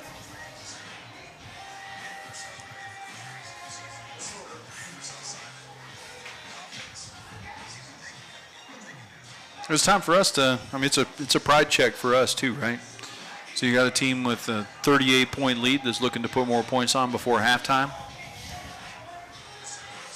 While they're working on 2-minute offense, we can work on 2-minute defense too. In all fairness to the War Eagles in their non-conference season, it isn't like they have scheduled some easy victories. I mean, the teams that they've played are some of the top teams not only in our area in the state, but in our area of the country. Fort Smith Northside, Little Rock Central, and now Fort Smith Southside. These are quality non-conference teams, and they've lived up to it. Same formation, 3 wide receivers to the left. This time Gatewood, he buys some time. He rolls out. There's a flag down on the play. Gatewood crosses the 30. He's going to be tackled out there. That looked to be Griffin Brown. Tackled at the 31-yard line. We'll see what the flag is. It's in the area of usually where you'd see a holding call on a pass. Yeah, the left tackle reached out and grabbed Elijah Rawson kind of almost in a horse collar thing and released him real quick, but it was enough to draw a flag. And it was enough to get Gatewood out of the pocket, and obviously that's why the rule's in place. So it's going to be a 10-yard penalty from there. They're going to spot it at the 19-yard line. I have no math criticism on that one. I'll take that. The math seems to work out. Yeah, absolutely. Besides, I can only do so much math. We got 2nd and 15, Coach. We got 41 seconds left. A long way to go. Mavericks would have to go 81 yards, but as we've seen, they've gone 70 of those on multiple occasions. So we really need to step up defensively here. Back to pass again. He rolls to the left to the 3 receiver set. He's got a man towards him. We pick it off. That's Brown. He's inside the 15 to the 10 to the 5. He's fighting for the end zone. They're going to mark him down at the 1 yard line. Griffin Brown, Gatewood had a man. Griffin Brown got in the way and made a nice catch. Yeah, Coach. Griffin just had nice depth from his outside linebacker position and got underneath the route. And his basketball hands made a nice steal there. Made a nice hard run, too. He fought for extra yardage down there. So we've got it at the 1 yard line with 26 seconds to go. Show us with 2 timeouts left. So, Coach, there's really anything we want to do right here we can choose to do. And would love to punch this one in the end zone. Yeah, and a big play for Griffin. He's a very hard-nosed kid in football, and he plays basketball as well. And he's just a kid that is kind of always around the ball. New formation for the War Eagles tonight. We're going to line up in an I formation. Tight end, and we're going to call timeout. And we have 1 timeout left. Not ideal to come out. Literally, we just huddled with the coach. Got lined up and had 20 seconds on the play clock and burned a timeout, Coach. Yeah, I guess you would say, there was something desperately wrong with the personnel group in the type of defensive set that Southside was in, and I think Zach probably made a good decision there rather than take a big negative play here with 26 seconds left. You hope it doesn't matter, of course. The one thing it does is, probably limits you to 1 running play in this sequence. If you get tackled in the field of play, obviously the clock's going to run and be a problem. So, but hopefully we can punch it in from the 1 yard line. If you need to be able to punch that in. I saw the alignment, and I think it was a good decision to get out of that. And here we are back in the I set. Back in the I formation. There's a tight end to the right. The tight end is actually Dylan Moore. Interesting, and maybe motion out of it. Watch Dylan sneaking out here for a... Deep back is Lamond, and they hand it to him. He's over the right side, and he's in for the score. Well blocked up front. They headed the right side toward the tight end. Lamond goes into the end zone untouched. With 22 seconds to go, the War Eagles are back on the board. It's 45-13.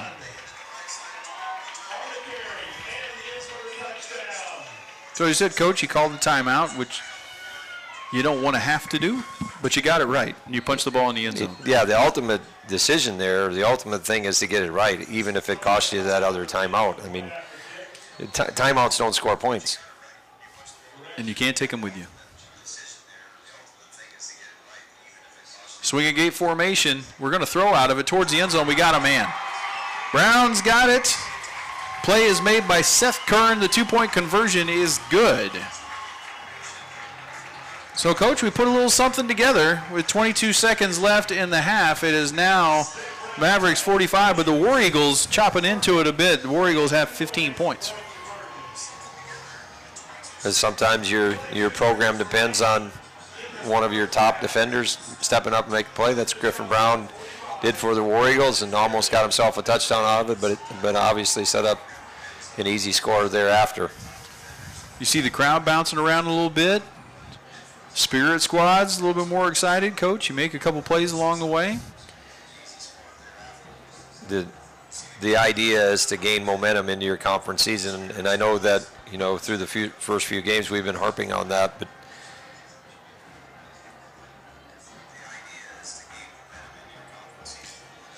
Tony Hurtado is going to kick it off.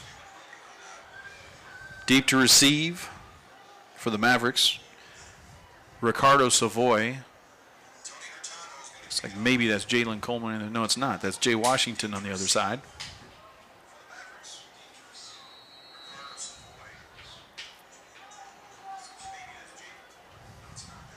Tahoe with the kick. Kicks it towards the sideline. The catch is made at the 15-yard line. We got him bottled in over there pretty well. He crosses the 25, gets up near the 30-yard line. The catch was made on the play. That looks to be made by Nathan Bogner. He's a fullback. So we did a good job of keeping the ball away from some of those the athletic tailbacks back there.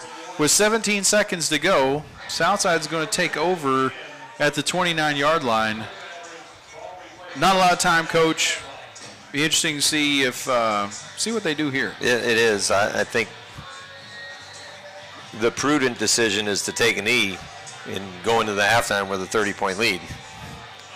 They're into pistol formation is Gatewood, and behind him is Ricardo Savoy. 3 wide receivers. Inside handoff. Looking for a seam. He crosses the 35 up to the 38-yard line where he's bottled up by the War Eagles. Clock is running. Coaches look like they're going to be content with going to the locker room. So that's the way the first half is going to end. Ball is placed at the 38-yard line, but there's the horn. Big halftime coming up in front of us, but it is Southside Mavericks 45, War Eagles 15. We're going to take a bit of a break. You guys will be able to see the Spirit Squads live here on War Eagle Television. We'll also have words from our sponsors, the Brown Boys Roofing, also Ski and Sports, and again, the Mascot Media app also. So we hope you enjoy halftime. Coach Olson and I will be back with you in just a little bit.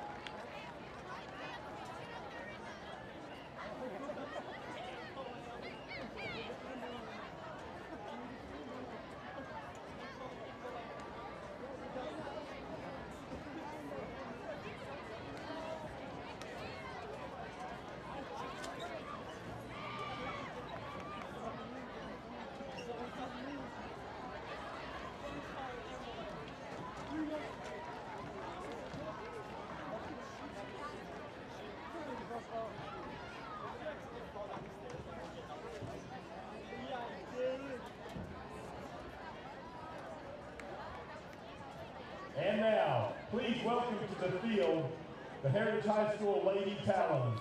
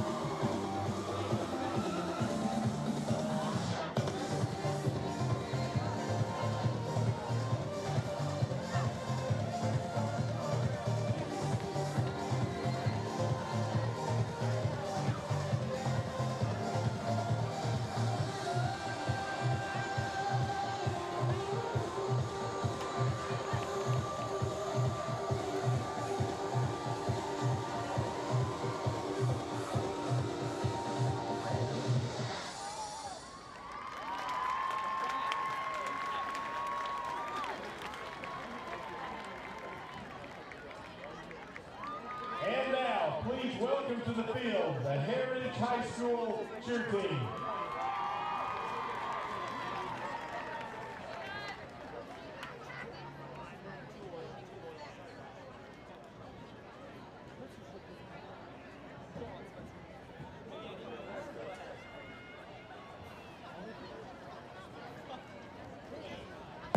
The truth will set you free.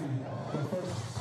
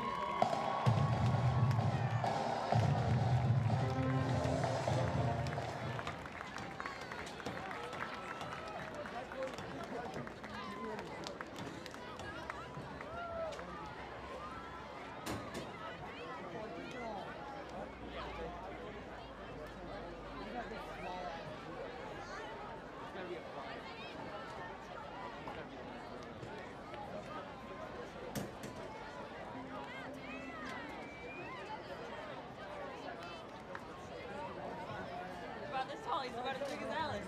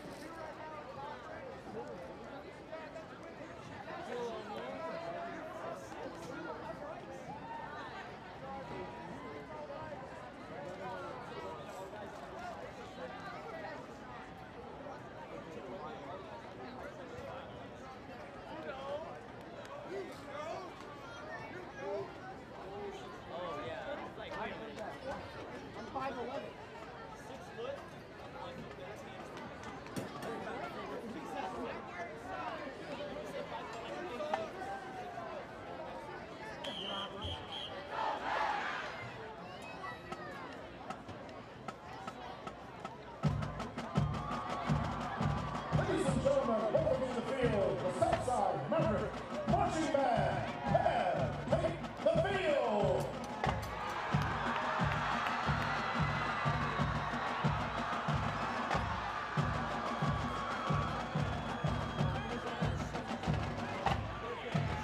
Led on the field by drum majors Caleb Hopkins, Silver Camp, and Tyler Sexton. We present the music of the King and Queen.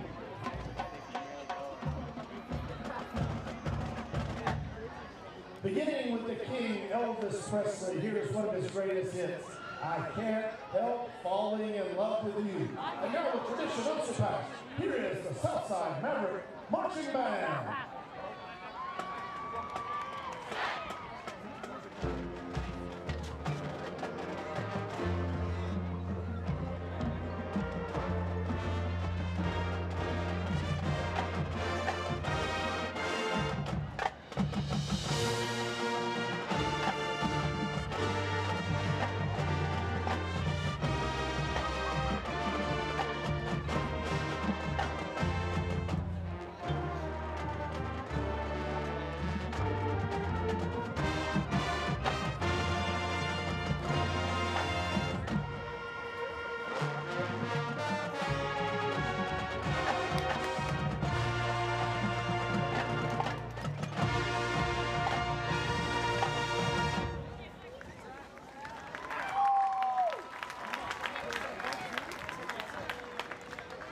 Now to the music of the epic rock group Queen.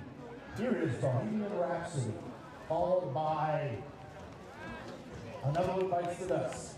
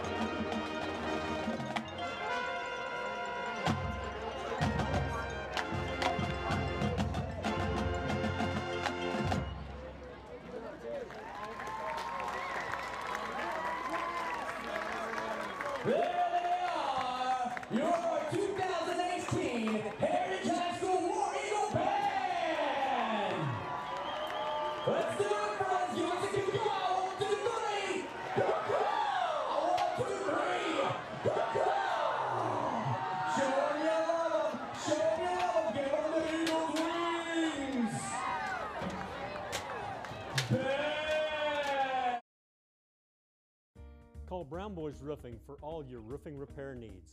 1-800-BROWN-BOYS. No, not that. No. We are much better at fixing roofs than we are advertising. Give us a call today, 479-248-ROOF.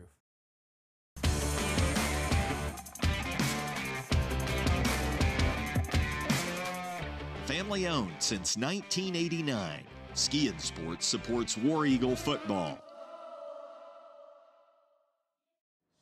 War Eagles fans, stay connected with your favorite team all year long with the official app of Rogers Heritage War Eagle Athletics. A free download in the App Store and Google Play, the Rogers Heritage War Eagle Athletics app will keep you up to date with all things War Eagles. Schedules, scores, rosters, news, social media, final score notifications, as well as live broadcasts are just a touch away. The official app of Rogers Heritage War Eagle Athletics, and you can download it today for free in the App Store and Google Play.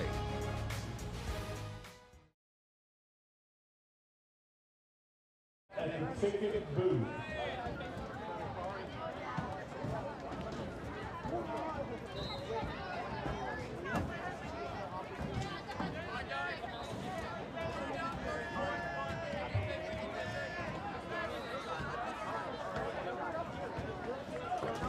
Once again, special shout out to some of our sponsors: Ski and Sports, Brown Boys Roofing, Team Direct, Carmart, Lee Physical Therapy, FattyShack.com, Their Garner Incorporated, and First Security Bank.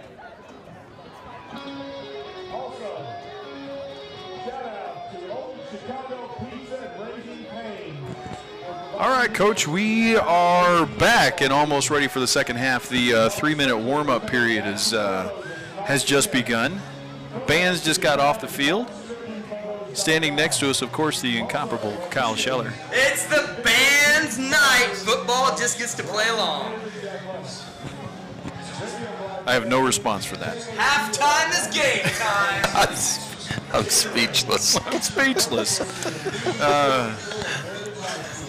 So, Coach, we finished the half pretty strong, and we're down 45-15. Obviously, not exactly where we want to be. Some good things happened in that second quarter. Obviously, early in the game, in particular, we had a hard time tackling Ricardo Savoy. Yeah, Ricardo goes for 8 carries and 133 yards on the ground in the first half, and 1 reception for 61 and 3 touchdowns. And that's a career for a lot of people. That's just a half for Ricardo Savoy. We wander around the state, look at some other scores. Fayetteville 21, Bryant 21. That one's in the third quarter. That's a great ball game. We look at if you wonder how good this Southside team is, they got beat by Greenwood last week 52-37. That Greenwood team is on top of Sand Springs, Oklahoma 49-0 right now. They're a quality football team. So I think the one thing we know for sure is that we've played a non-conference schedule that's difficult. That should help prepare us. No question. I don't think that they'll see anything in the conference that they haven't seen in these first 3 conference games. Other scores in the third quarter: the Rogers Mounties 21, Little Rock Parkview 13. Van Buren Siloam Springs tie at 21, all at half. Harbor 14, Pine Bluff 6 at the half. That's a good game. There's some athletes on that field there, I promise you. The next week, the War Eagles will take on the Springdale Bulldogs for the first conference game and back that up with Springdale Harbor. So, I'm sure that the War Eagle football staff has an eye on what's going on down, just to the south of us, and hopefully the things that we've come out of our non-conference season with will give us a chance to get off to a good start in our conference season.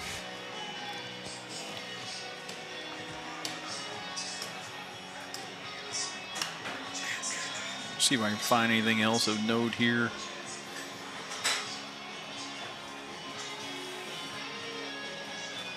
Locally, Pea Ridge 28, Farmington nothing. Shiloh 21 to Beggs, Oklahoma nothing.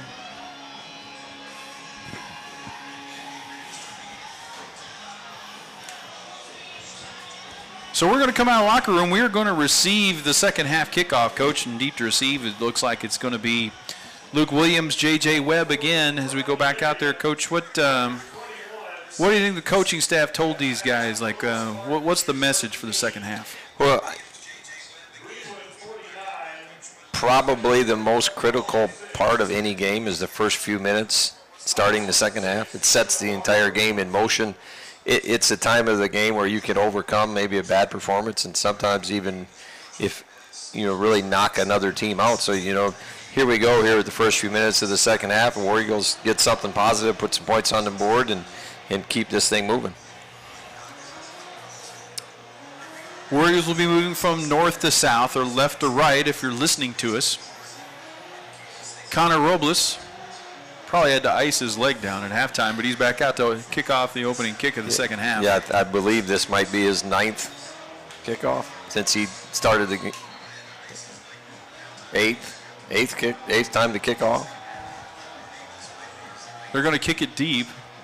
And it looks like we've got a play on it. That's Luke Williams at the 5. Bobbles it just a little bit. Goes into the wedge. Crosses the 20. Breaks a tackle. He's outside the 25. Heads toward the sideline. He's going to cross the 30-yard line and be forced out of bounds there. They're going to spot it. It looks like around the 32-yard line. Tackle made on the play by Bennett Weindl. And the War Eagles will take over there. The last 2 returns, J.J. Webb earlier and now Williams here. 2 quality returns out to the 30-yard line. They spotted at the 31.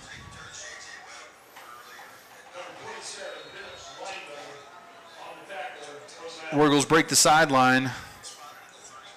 Brett Lamont's the tailback. We've got 4 wide receivers. One of them's Ty Grazer. He's in the slot to the left.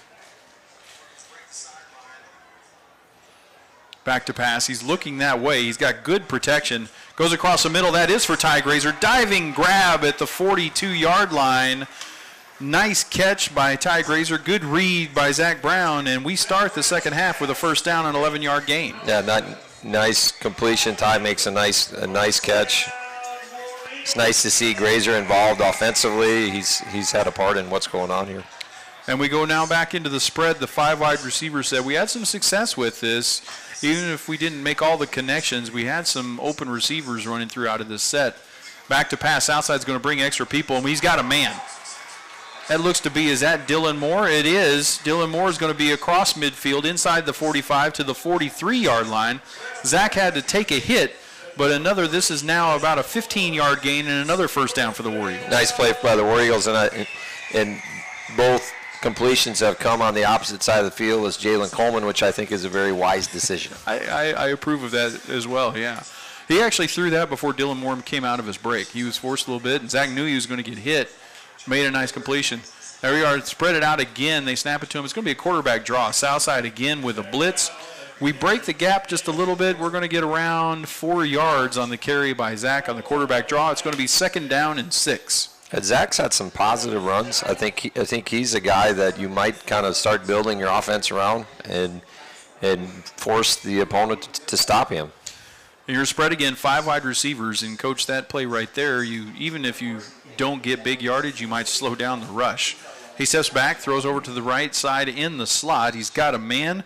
That's Nathan Hodges. It's complete. Short of the 35-yard line. It'll be placed to the 36. It's a gain of about 4. We're looking at 3rd down and 3 on this opening possession in the second half. Coming off of back-to-back first downs, and again, Coach, I don't think there's any question we are in 4-down territory. No, anytime we're in plus territory. And I think you would like to see the War Eagles kind of pick up the pace here with less time in between each play, just to play with a little more pace. Lamont's the tailback. Inside handoff, they fake it to him, and now the ball's loose. That gets hit in the backfield. The ball is loose. Do we get it? Do we land on it? Actually, we got almost a dual possession situation. We'll see what they actually give it to the War Eagles. Coming on the bottom of the pile, looks to be number 69, Tim Prim. Yeah, and Zach's struggling for some extra yards there, and the ball got, jarred loose probably. He didn't have it quite secure trying to make a play, and fortunate to get the ball back. So we go from 3rd and 3 to 4th and 12. Offense is still on the field. 4 wide receivers. One of them is Grazer. Same formation as before. He goes to the wide slot to the left side of the formation. Running back is Lamond. Brown back to pass. He's got decent protection. They set up a screen to Lamont. Lamont is hit at the line of scrimmage, and the pursuit of the Maverick defense is going to stop him there. So the ball will turn over on downs. Ball will be at the 44-yard line of the War Eagles, and Southside's going to take it over. Yeah, and Southside well prepared for that screen pass. Several Southside defenders there in good position to make a play, and no gain.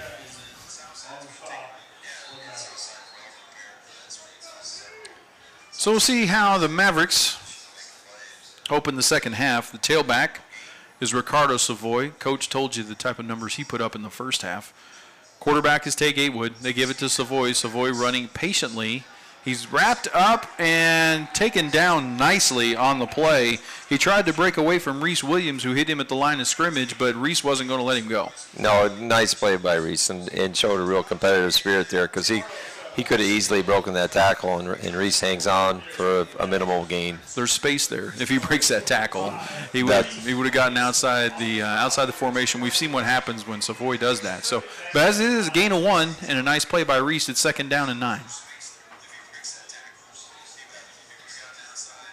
Back to pass, looking left. He's got a man towards the sideline. It's complete, and he's got him. Catch is made by Eric Schwartz. A couple of War Eagles converge on him there, but not before he's past the War Eagle 40-yard line to the 39. And it'll be a 1st down for the Mavericks there. Nice route. Gatewood puts the ball there on time, and the Mavericks are in business. The War Eagle side of the field. Found a hole in the coverage. Zach Winter, Ty Grazer converged to make the tackle. Inside handoff now. Savoy looking for a hole, and there's not one there. The War Eagles converge on him at the line of scrimmage. Multiple War Eagles there to make a play. Grazer's in on the play. Also, that looks to be 46 Griffin Brown. Also, who at the bottom of the pile? Yeah. A nice play by Edwin Sandoval.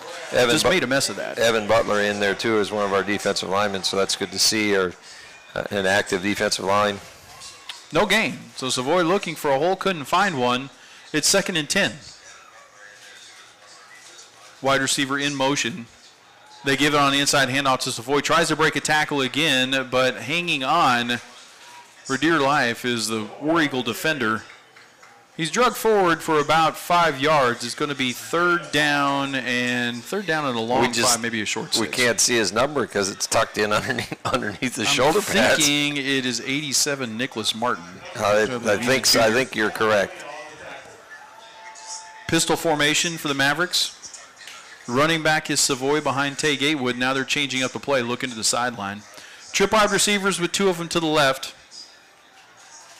Back to pass, looking to the right side. Here comes Gatewood. He tucks up, he's going to go. He makes a man miss. He crosses the 30, gets near the 25-yard line. Gatewood knew what he needed, tucked it up and ran and got enough for the 1st down. I think he had an option there to pass, but that sure seemed like just a design quarterback draw and put the ball in a good athlete's hand right there in a 3rd down conversion.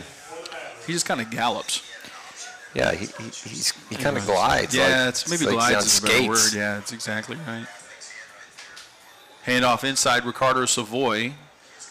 He's hit at the line of scrimmage. The pile moves forward. The entire line of scrimmage was pushed backward around 5 yards to the 20-yard line. It's going to be 2nd down and about 4.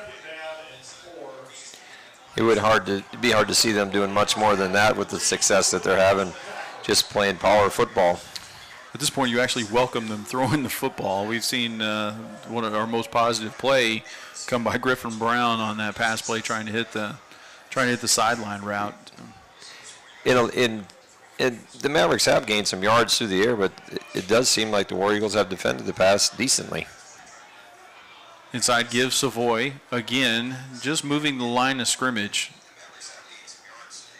War Eagles make initial contact where the line of scrimmage moved to, but it's not before he gets 4 yards. Ball's placed at the 22-yard line. It's going to be 3rd down and short, 3rd down and 1. Griffin Brown actually had to come around the surge to come in from the side and grab a heel to slow him down. So a lot of inside gives to Savoy, and a 3rd and 1, you would probably expect to see it again here. They're in the pistol formation. They give it to him. And he crosses the 15-yard line down to the 13-yard line, maybe the 12, and that's going to be enough for another Maverick first down.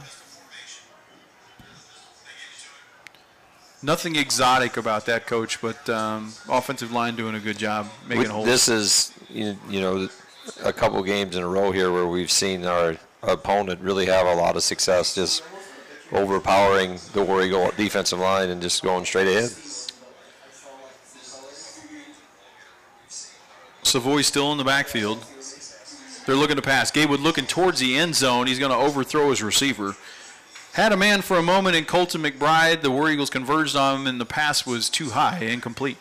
And Gatewood doing the old quarterback hand gesture as if the receiver might have ran the wrong route, even though the receiver might have been standing wide open as the ball went over his head. We've seen McBride find that hole in the zone before, and it looks like what happens there. But Gatewood did send him towards the end zone. Isaiah Tibbs was closing on that. If it was a good throw, I think Isaiah certainly would have made an effort and could have made a play on it there.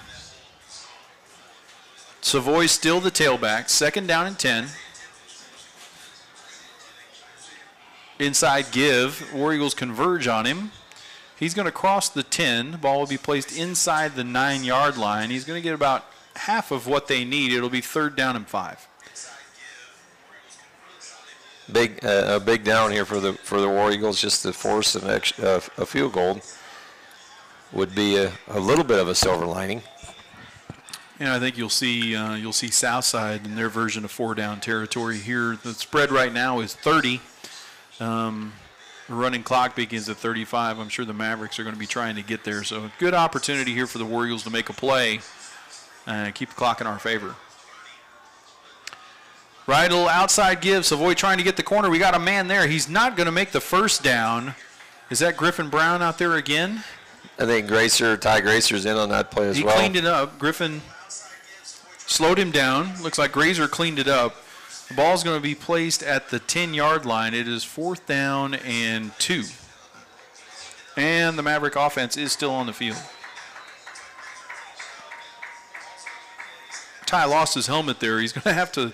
It's got to come out of play. Yeah, if you like to believe in some of the luck we're generating tonight, big down, 4th and 2, and Grazer's going to be sitting on the sideline because his helmet popped off. But here we are. Jay Williams looks to be, or that Gatewood. It's actually Gatewood. They're just running basically almost a wildcat formation. He runs outside. He heads to the corner. We're not going to make it.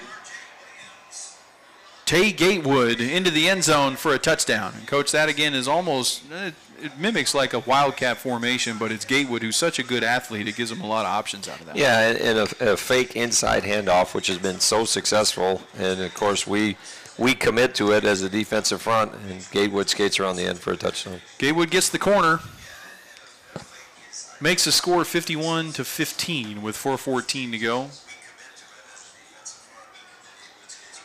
Connor Robles out again, attempt an extra point. More input from the coaching staff over there. Extra point attempt is up. And it's good. With 4:14 to go, it is Mavericks 52, War Eagles 15.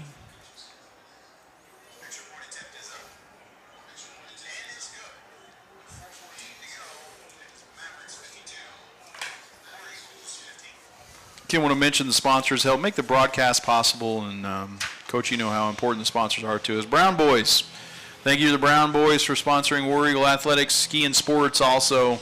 Thank you to both of you for sponsoring the broadcast on War Eagle Television. War Eagle Television, this broadcast is put on by students and volunteers of War Eagle Television. Thank them for all their efforts. Camera operators, people running the video scoreboard. Coach Olson and I just have to show up and talk. It's nice, isn't it, Coach? It is. It's a great setup. Really professionally done. This will be stored out here on YouTube, so everyone can go back and look at the work that they've done. Great to see the high school involved in this. Another kickoff for Robles. We're back deep to receive. The War Eagles set up at the 5-yard line. Another deep kickoff towards the sideline. That's J.J. Webb. He gets it at the 5. He crosses the 10, crosses the 15. He's hit there, but he's still on his feet. Hits the corners at the 20, the 25, trying to make a man miss. That man, however, is Jalen Coleman, who's had quite a night. He was able to force him out of bounds, but a nice hard run by J.J. Webb puts the War Eagles in decent field position after crossing the 30 to the 32. Yeah, he absorbed a couple hits there and broke a few tackles and got to, some open space and another nice return. If you're looking for bright spots, J.J. Webb might be a bright spot. J.J. Webb has played hard, absolutely. Actually, we've run multiple people have run the ball hard. The effort is there. 3 wide receivers split to the left out of spread formation. Zach back, has a hole, tucks it up, crosses the line of scrimmage. He will gain 2 to 3 yards before the Southside defense will bring him down. Tackled on the play by Luke Richardson, Jeremiah Van Hook. Be 2nd down and 8. 2nd and 8. 2nd and 8. Nobody's going to get that. Your running back is Brett Lamond. Again, 4 wide receivers with 3 of them split to the left. War Eagles look to the sideline, and they're going to change it up a little bit.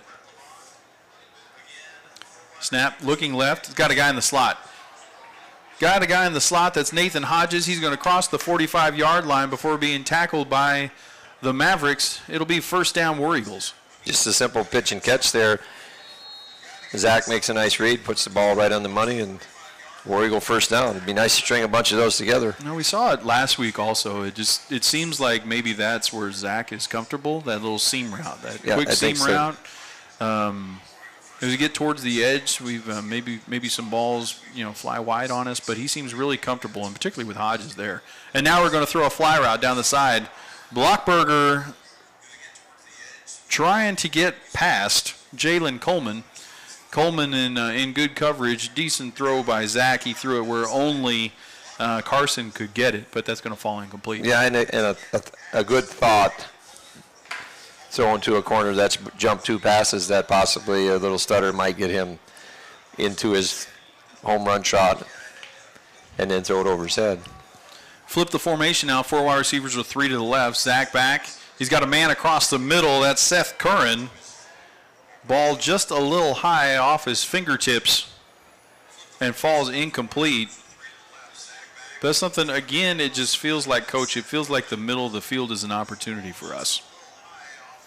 And I think that plays into Zach's strength. Right there, just maybe a little excited, overthrow that one just a little bit. And it's 3rd and 10. 3 wide receivers to the left. He's got a man over the middle. That's Ty Grazier, and again, just high off the fingertips and incomplete. Almost a mirror image, if not a carbon copy of the play before it. Unfortunately, we just weren't able to make the connection on either of them, and we're going to have to punt the football away. And Grazier's a good athlete. He's not real tall.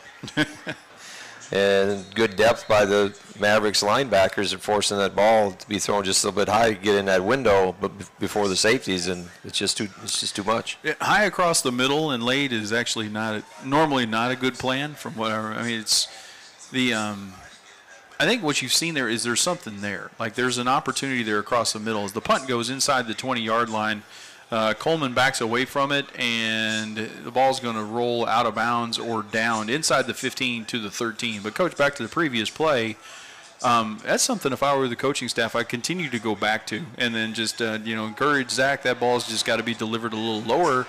And those were 2 potential, both big plays there. Yes, and in the strategy of things, one school of thought is let's get good at something.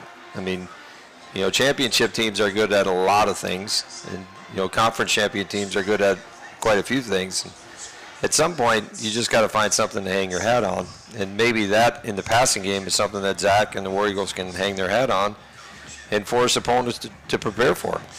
That punt ended the 3rd quarter. We've got 12 minutes to play. The 4th quarter's upcoming. It'll be Maverick football with a 52-15 lead.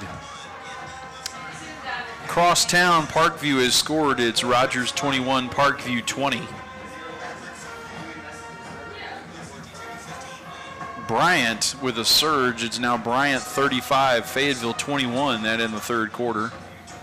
You know, there's a lot of thought that the Central Conference in football might be the strength of the state this year, and you know, the 7A West has had a stronghold on some state champions and over the last recent years, but with Bryant and Conway and North Little Rock and, you know, these two Fort Smith schools, they seem to be pretty well stocked. You know, actually, the Fort Smith schools have, you know, they weren't the powerhouses that they've been historically, but you know, we've seen them both and we followed their scores. It seems like they've got things going the right direction.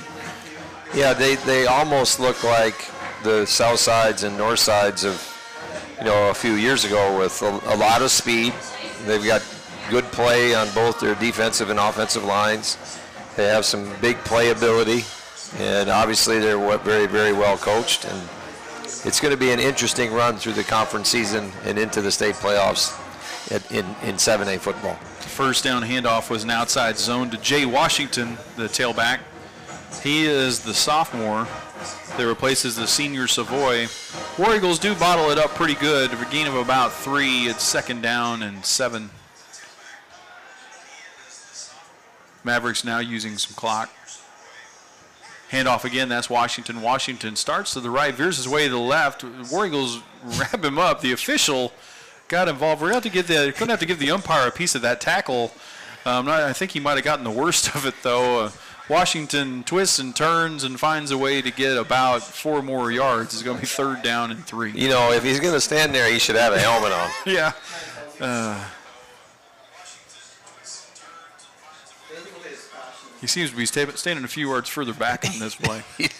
He does seem to be a little farther off the line of scrimmage than he was on the previous play. Take a little bit deeper drop. He was umpire now 9 yards off the ball. Little motion man from the H-back. There's a snap to Gatewood. Bobbled snap again a little bit. That's going to the tailback, Washington. Washington on the outside. War Eagles make a nice play, but not before he crosses the 25 up to the 27.5-yard line. And that's going to be enough to move the chains for a Maverick first down. The clock is running here in the 4th quarter with the scoring margin, the sportsmanship rule in effect.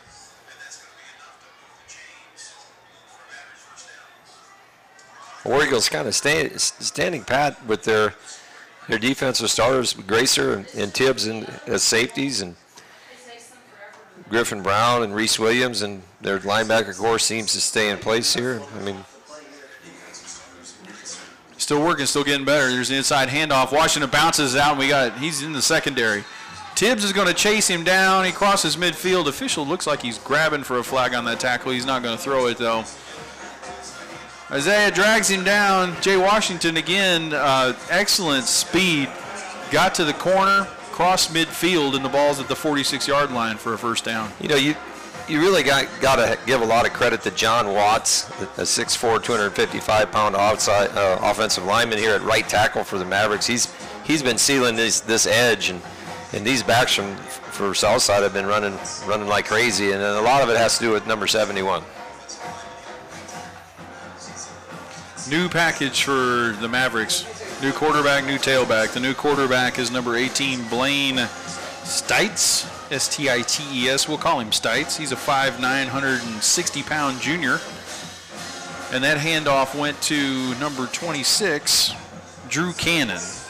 Drew Cannon's a 5'8", 155-pound junior. So, a couple of smaller and younger players in for the Mavericks. That handoff got him just over 2. It's 2nd down and 8. Receiving core is still pretty much the same. Stites, the quarterback. Running back behind him, Drew Cannon. They give it to Cannon up the middle. He breaks through the initial line of scrimmage. Isaiah Tibbs comes up from a safety position to hit him, but not before a gain of about 6. Ball will be placed at the War Eagle 38-yard line. It'll be 3rd down and a long 2.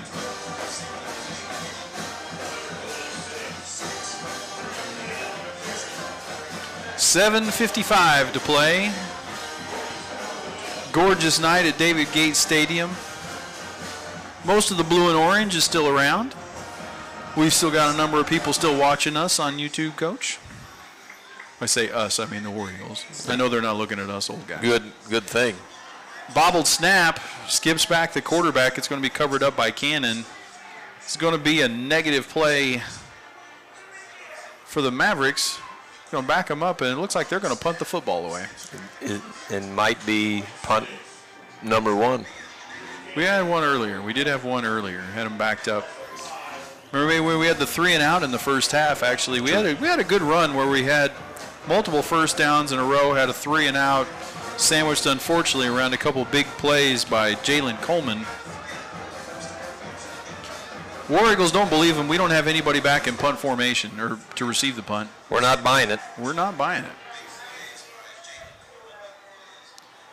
Still got the 2 safeties in there. Not even moving Isaiah Tibbs, or now we're free substituting. We have 11 players standing up. That's a delay of game. This is actually probably just a tactic by Southside. With the clock running, the clock actually runs even when the whistle blows for the delay of game. I don't know what the rule would be if they took multiple delays a game. Coach, what would that be? I'm not really sure about that. I mean, because at this point you'd think theoretically they could just keep taking delays and the game would be over. It wouldn't be exciting.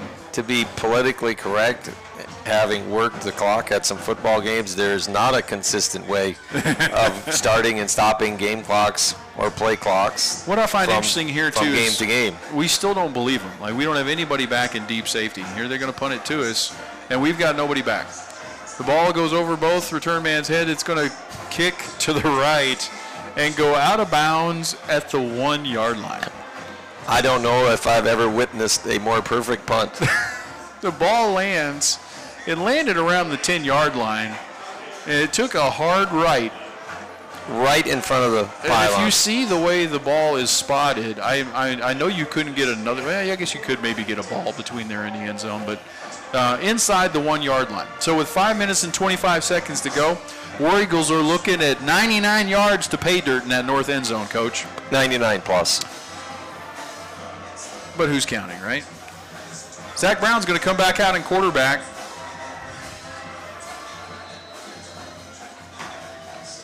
And we're going to come out in an I formation, have the fullback in front of the tailback, Lamond.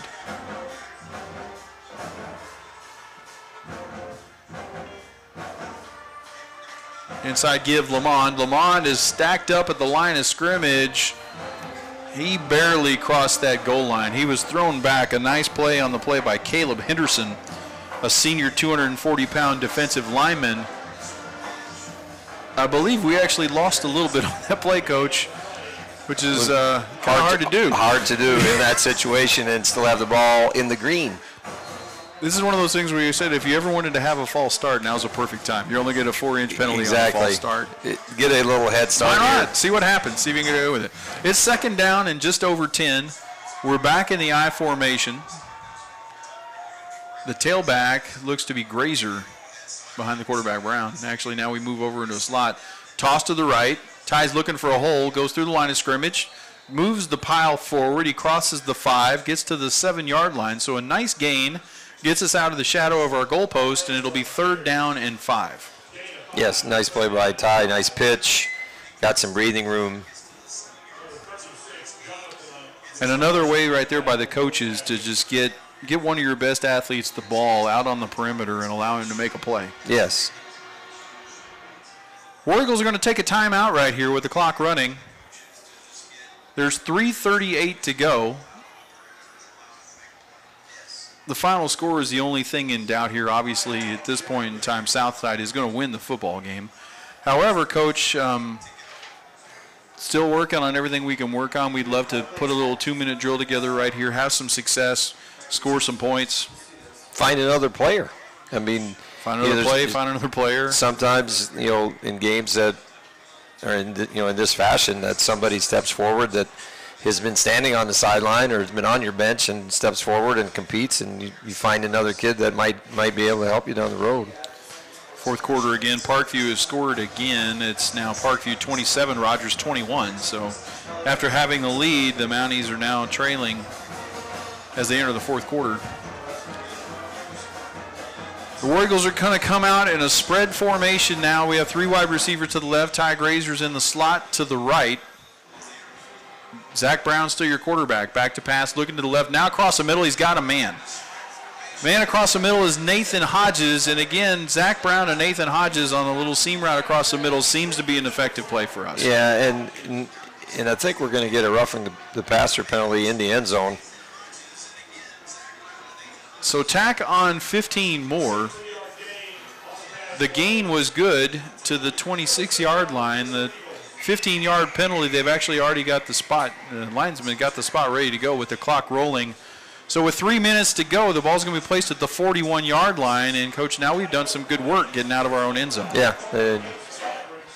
Zach's, again, made a nice toss into the middle part of the field. Same formation, 5 wide receivers, 3 to the left. War Eagles are now moving from right to left. Brown back to pass. 3-man rush. He's got time. He escapes the pocket. He makes a man miss. Cross midfield to the 40, now to the 30. He's going to be forced out of bounds there by the safety, Jake Tyler, but not before a big gain. Zach is really. It looks like Zach's a little slow to get up after that hit on the sideline. He's bounced up now. I don't know if they're going to make him leave. He's running back to the huddle. They did stop the clock. I don't know if they're going to make him leave for a play or not. He's stopping at the huddle, so it looks like we're going to let him go. 2:26 to play. The clock has stopped. Now they are going to make him leave just because they stopped the clock for the injury. So coming into the game is going to be Jeb Brown. Jeb's a 5'9" sophomore quarterback. Where's number 10? And a younger brother of a former War Eagle quarterback, Reed Brown. Reed was an excellent quarterback for the War Eagles just when we opened our doors and led the War Eagles into the state playoffs on a couple of occasions. Let's see what Jeb's got. Same formation. 5 wide receivers. Grazer's in the slot to the right. Trips to the left. Looks to the left. He's got a man. That again is Nathan Hodges. Hodges gets close to the 10 where he's tackled. Tackle made on the play by Dustin Francis. How about Jeb comes in. He's heading back towards the sideline. Nice game, Jeb. Complete one pass. And again, that route, it's that route over the middle. And again, hopefully, Coach, like you said, maybe we find something there. Yeah, and that's the play we can go to. And I know I kind of harp on that, but it's a process of doing things well, and it's hard to do everything well right away. So do something good and then build on it. Zach Brown now at quarterback. The running back next to him is Lamond. Back to pass. He's got Lamond in the flat. It's juggled and then eventually dropped. Closing on him was the defender, Jaden Fate. Ball falls incomplete. The clock is still running with, again, the sportsmanship rule in effect. So, we've got 1:15 to go. Even with the incomplete pass, the clock does not stop, and we got to go a little bit. First, actually now second and goal. They marked it right at the 10-yard line after the pass to Hodges. Now right at 1 minute, let's see if we can punch this in. Trip wide receivers to the right, back to pass. This is Jeb, actually. Jeb's back in the game. And Southside breaks through the line of scrimmage, and he's going to be sacked for a big loss. Loss is going to go back to the 19-yard line. It's going to be 3rd and goal there. The clock is running. Actually, now we're going to take a timeout. The coaching staff is on the field. Timeout, War Eagles. That should leave us 1 remaining. 38 seconds to go. So, Jeb, after the big play down to the 10-yard line, Southside went after him that time, and he couldn't escape. Yeah, he's overwhelmed. And probably a missed read on his part, being a young quarterback, not seeing a hot read against the blitz, but they were in there, and Orioles need to find a way to stick this in the end zone. Absolutely. For no other reason than to just build some confidence going into next week.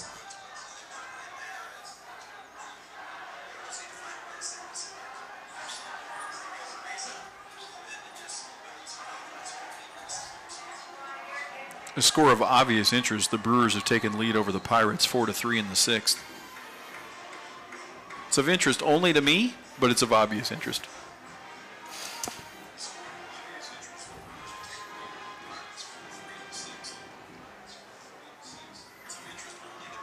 .38 seconds to go. We're at the 19-yard line. We're in a deep pistol formation. Jeb Brown is in front of Ty Grazer.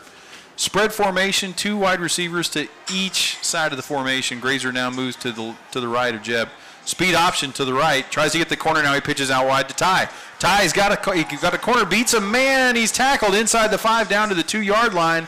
Nice read. It's going to be 4th down and goal from the 2-yard line. There's 25 seconds left, and it looks like the War Eagles are going to take a timeout. We've got one left, Coach. We want to make sure we put a play in here we feel good about and try and punch this in. That was a nice pitch by Jeb Brown. And, again, with Grazer's speed, I think it would be hard as we get into the conference season to see him on the sideline, regardless of what side of the ball he might play on. Again, he's got a great burst and just inches away there from scoring a touchdown. I think what Jeb did well there, too, is he drew 2 defenders to him.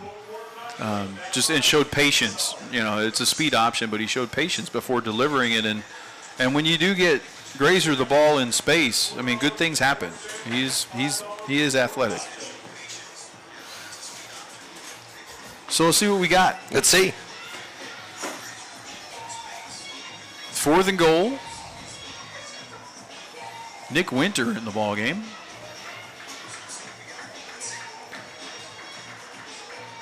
Oh, this is looks like a little wildcat package we got for Grazer. We got 2 receivers. Actually, now we're going to the I formation. Jeb gets under center. Toss out right to Ty. He's got a delay for the pitch. He's trying to get the corner. Being strung out. Now he's reversing direction. He's going the other way. There's one Southside player there. He makes him miss, and he's going to score. Grazer is going to run about 50, 60 yards on this play for this 2-yard gain for the score. Yeah, it wasn't a real efficient use of footprints, but nonetheless, it is a touchdown with 11 seconds left. We need the NFL StatCast on that one so we can actually see just how much ground he covered there. A nice cutback by Ty. He obviously knew he wasn't going to get the corner, and he turned around the other way. Good to punch that in right there. Yes, and even as unorthodox as it might have been, it was a great play by Grazer to get us 6 points. And another chance for Tony Hurtado to come in. That extra point attempt is up, and it is good. So good work by Hurtado. We have 11 seconds remaining. Your score is now Southside 52. War Eagles cut into it, though. War Eagles have 22, excuse me. I looked up too quick. Thank you, Coach.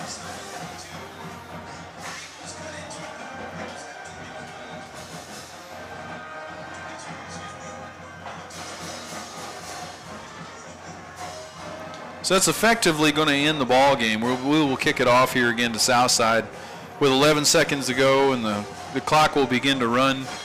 Coach, I think you're not going to be happy with the final score, but I think you've got enough things you can go into film and preach to your kids that were good coming out of this game. Yeah, I think at this time of the year, you got to go find the things that you can build on. You got to go back to the video and see the things you did really well, and maybe the things that you don't do so well, you don't show the kids, and you just look at it as a staff, and then go, get on the practice field and correct the things you can, and get yourself ready for the most important game of the year, which is next Friday night.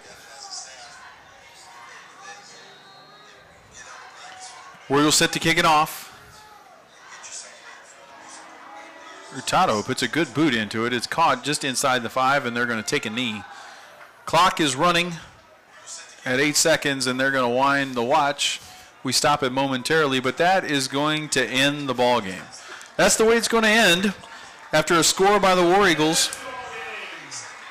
Well, the War Eagles play a competitive second half, fight their way back into it a little bit. Coach, final score here tonight, 52-22. Yeah, and really the game was, really put on ice early with some tremendously big plays by Savoy and a host of others, and some big plays, and Jalen Coleman with 2 pick sixes for Southside, and just some real explosive plays. And that was the book on Southside coming in, is just that explosive offense. So that will do it for non-conference play. Obviously, the coaching staff went in and they really challenged this group with the non-conference schedule they put together. Play 7A schools, Northside, Southside, mix in Little Rock Central. Certainly wasn't an easy tune-up. hopefully, Coach, we can have it pay dividends as we move into conference play. Yeah, you hope that if you're going to use this kind of alignment in your scheduling, that the game will slow down for you when you get to conference. And then in a lot of cases, you want to build some confidence, but the confidence you build in a game maybe against a lesser opponent, what is that worth? So, I mean, it's a roll of dice with your kids, the identity of your team. You just don't know. You're hoping that you can sell the fact that you played 3 of the better teams in the state. Now it's time to go to work. We're going to be on the road for a little bit, Coach. We'll be back in David Gage Stadium for 3 weeks. We're going to head to Springdale next week to take on the Springdale Bulldogs. The week after that, it doesn't get any easier from there. You're going to travel to Harbor, and then on October the 5th, we will come back here and we're going to welcome the Bentonville Tigers into David Gage Stadium. So, obviously, as we're getting into conference play, things are not going to get any easier. The War Eagles just going to have to keep going back and going to work. Yeah, I think the schedule, the conference schedules in the past, which are set by the ADs in our conference, have really not played a very good, hadn't done really well for our War Eagles because they would run into Fayetteville, Harbor, and Bentonville to end the season. And your first 4 conference games, if they don't go your way, then the last 3 are really, really difficult. And it seems like Fayetteville and the Bentonvilles and the Bentonville West are spread out a little bit, that you might get a chance to catch your breath a little bit against some really difficult opponents. I like where the Rogers game is too now too. It's like you're now the last week of the season. You got a rivalry week going on there. We're going to have that one right here at David Gage Stadium too. So I'm looking forward to that one too. We're not going to skip ahead too far though. We're going to get ready to go. I'm sure the War Eagles are going to get back to work, get back to practice. We are going to get set and be ready to go down to Gerald Williams Stadium in Springdale and face the Red Dogs down there. Coach, you got anything else? And again, this becomes the most exciting part of the high school football season is when conference season starts, and it's kind of the best time of the year if you're a high school football player. There's lots of fun, there's lots of ups and downs, and hopefully you can pull off a couple wins and find yourself in the playoffs. Sounds good to me. All right, Coach. Well, it was a great night to be out here again. If you guys are listening to or watching us live, or if you're watching the replay on YouTube, thanks for joining us. And we look forward to do it again next week. Again, your final score tonight from David Gage Stadium. It's the Southside Mavericks 52, War Eagles 22. Good night, everyone.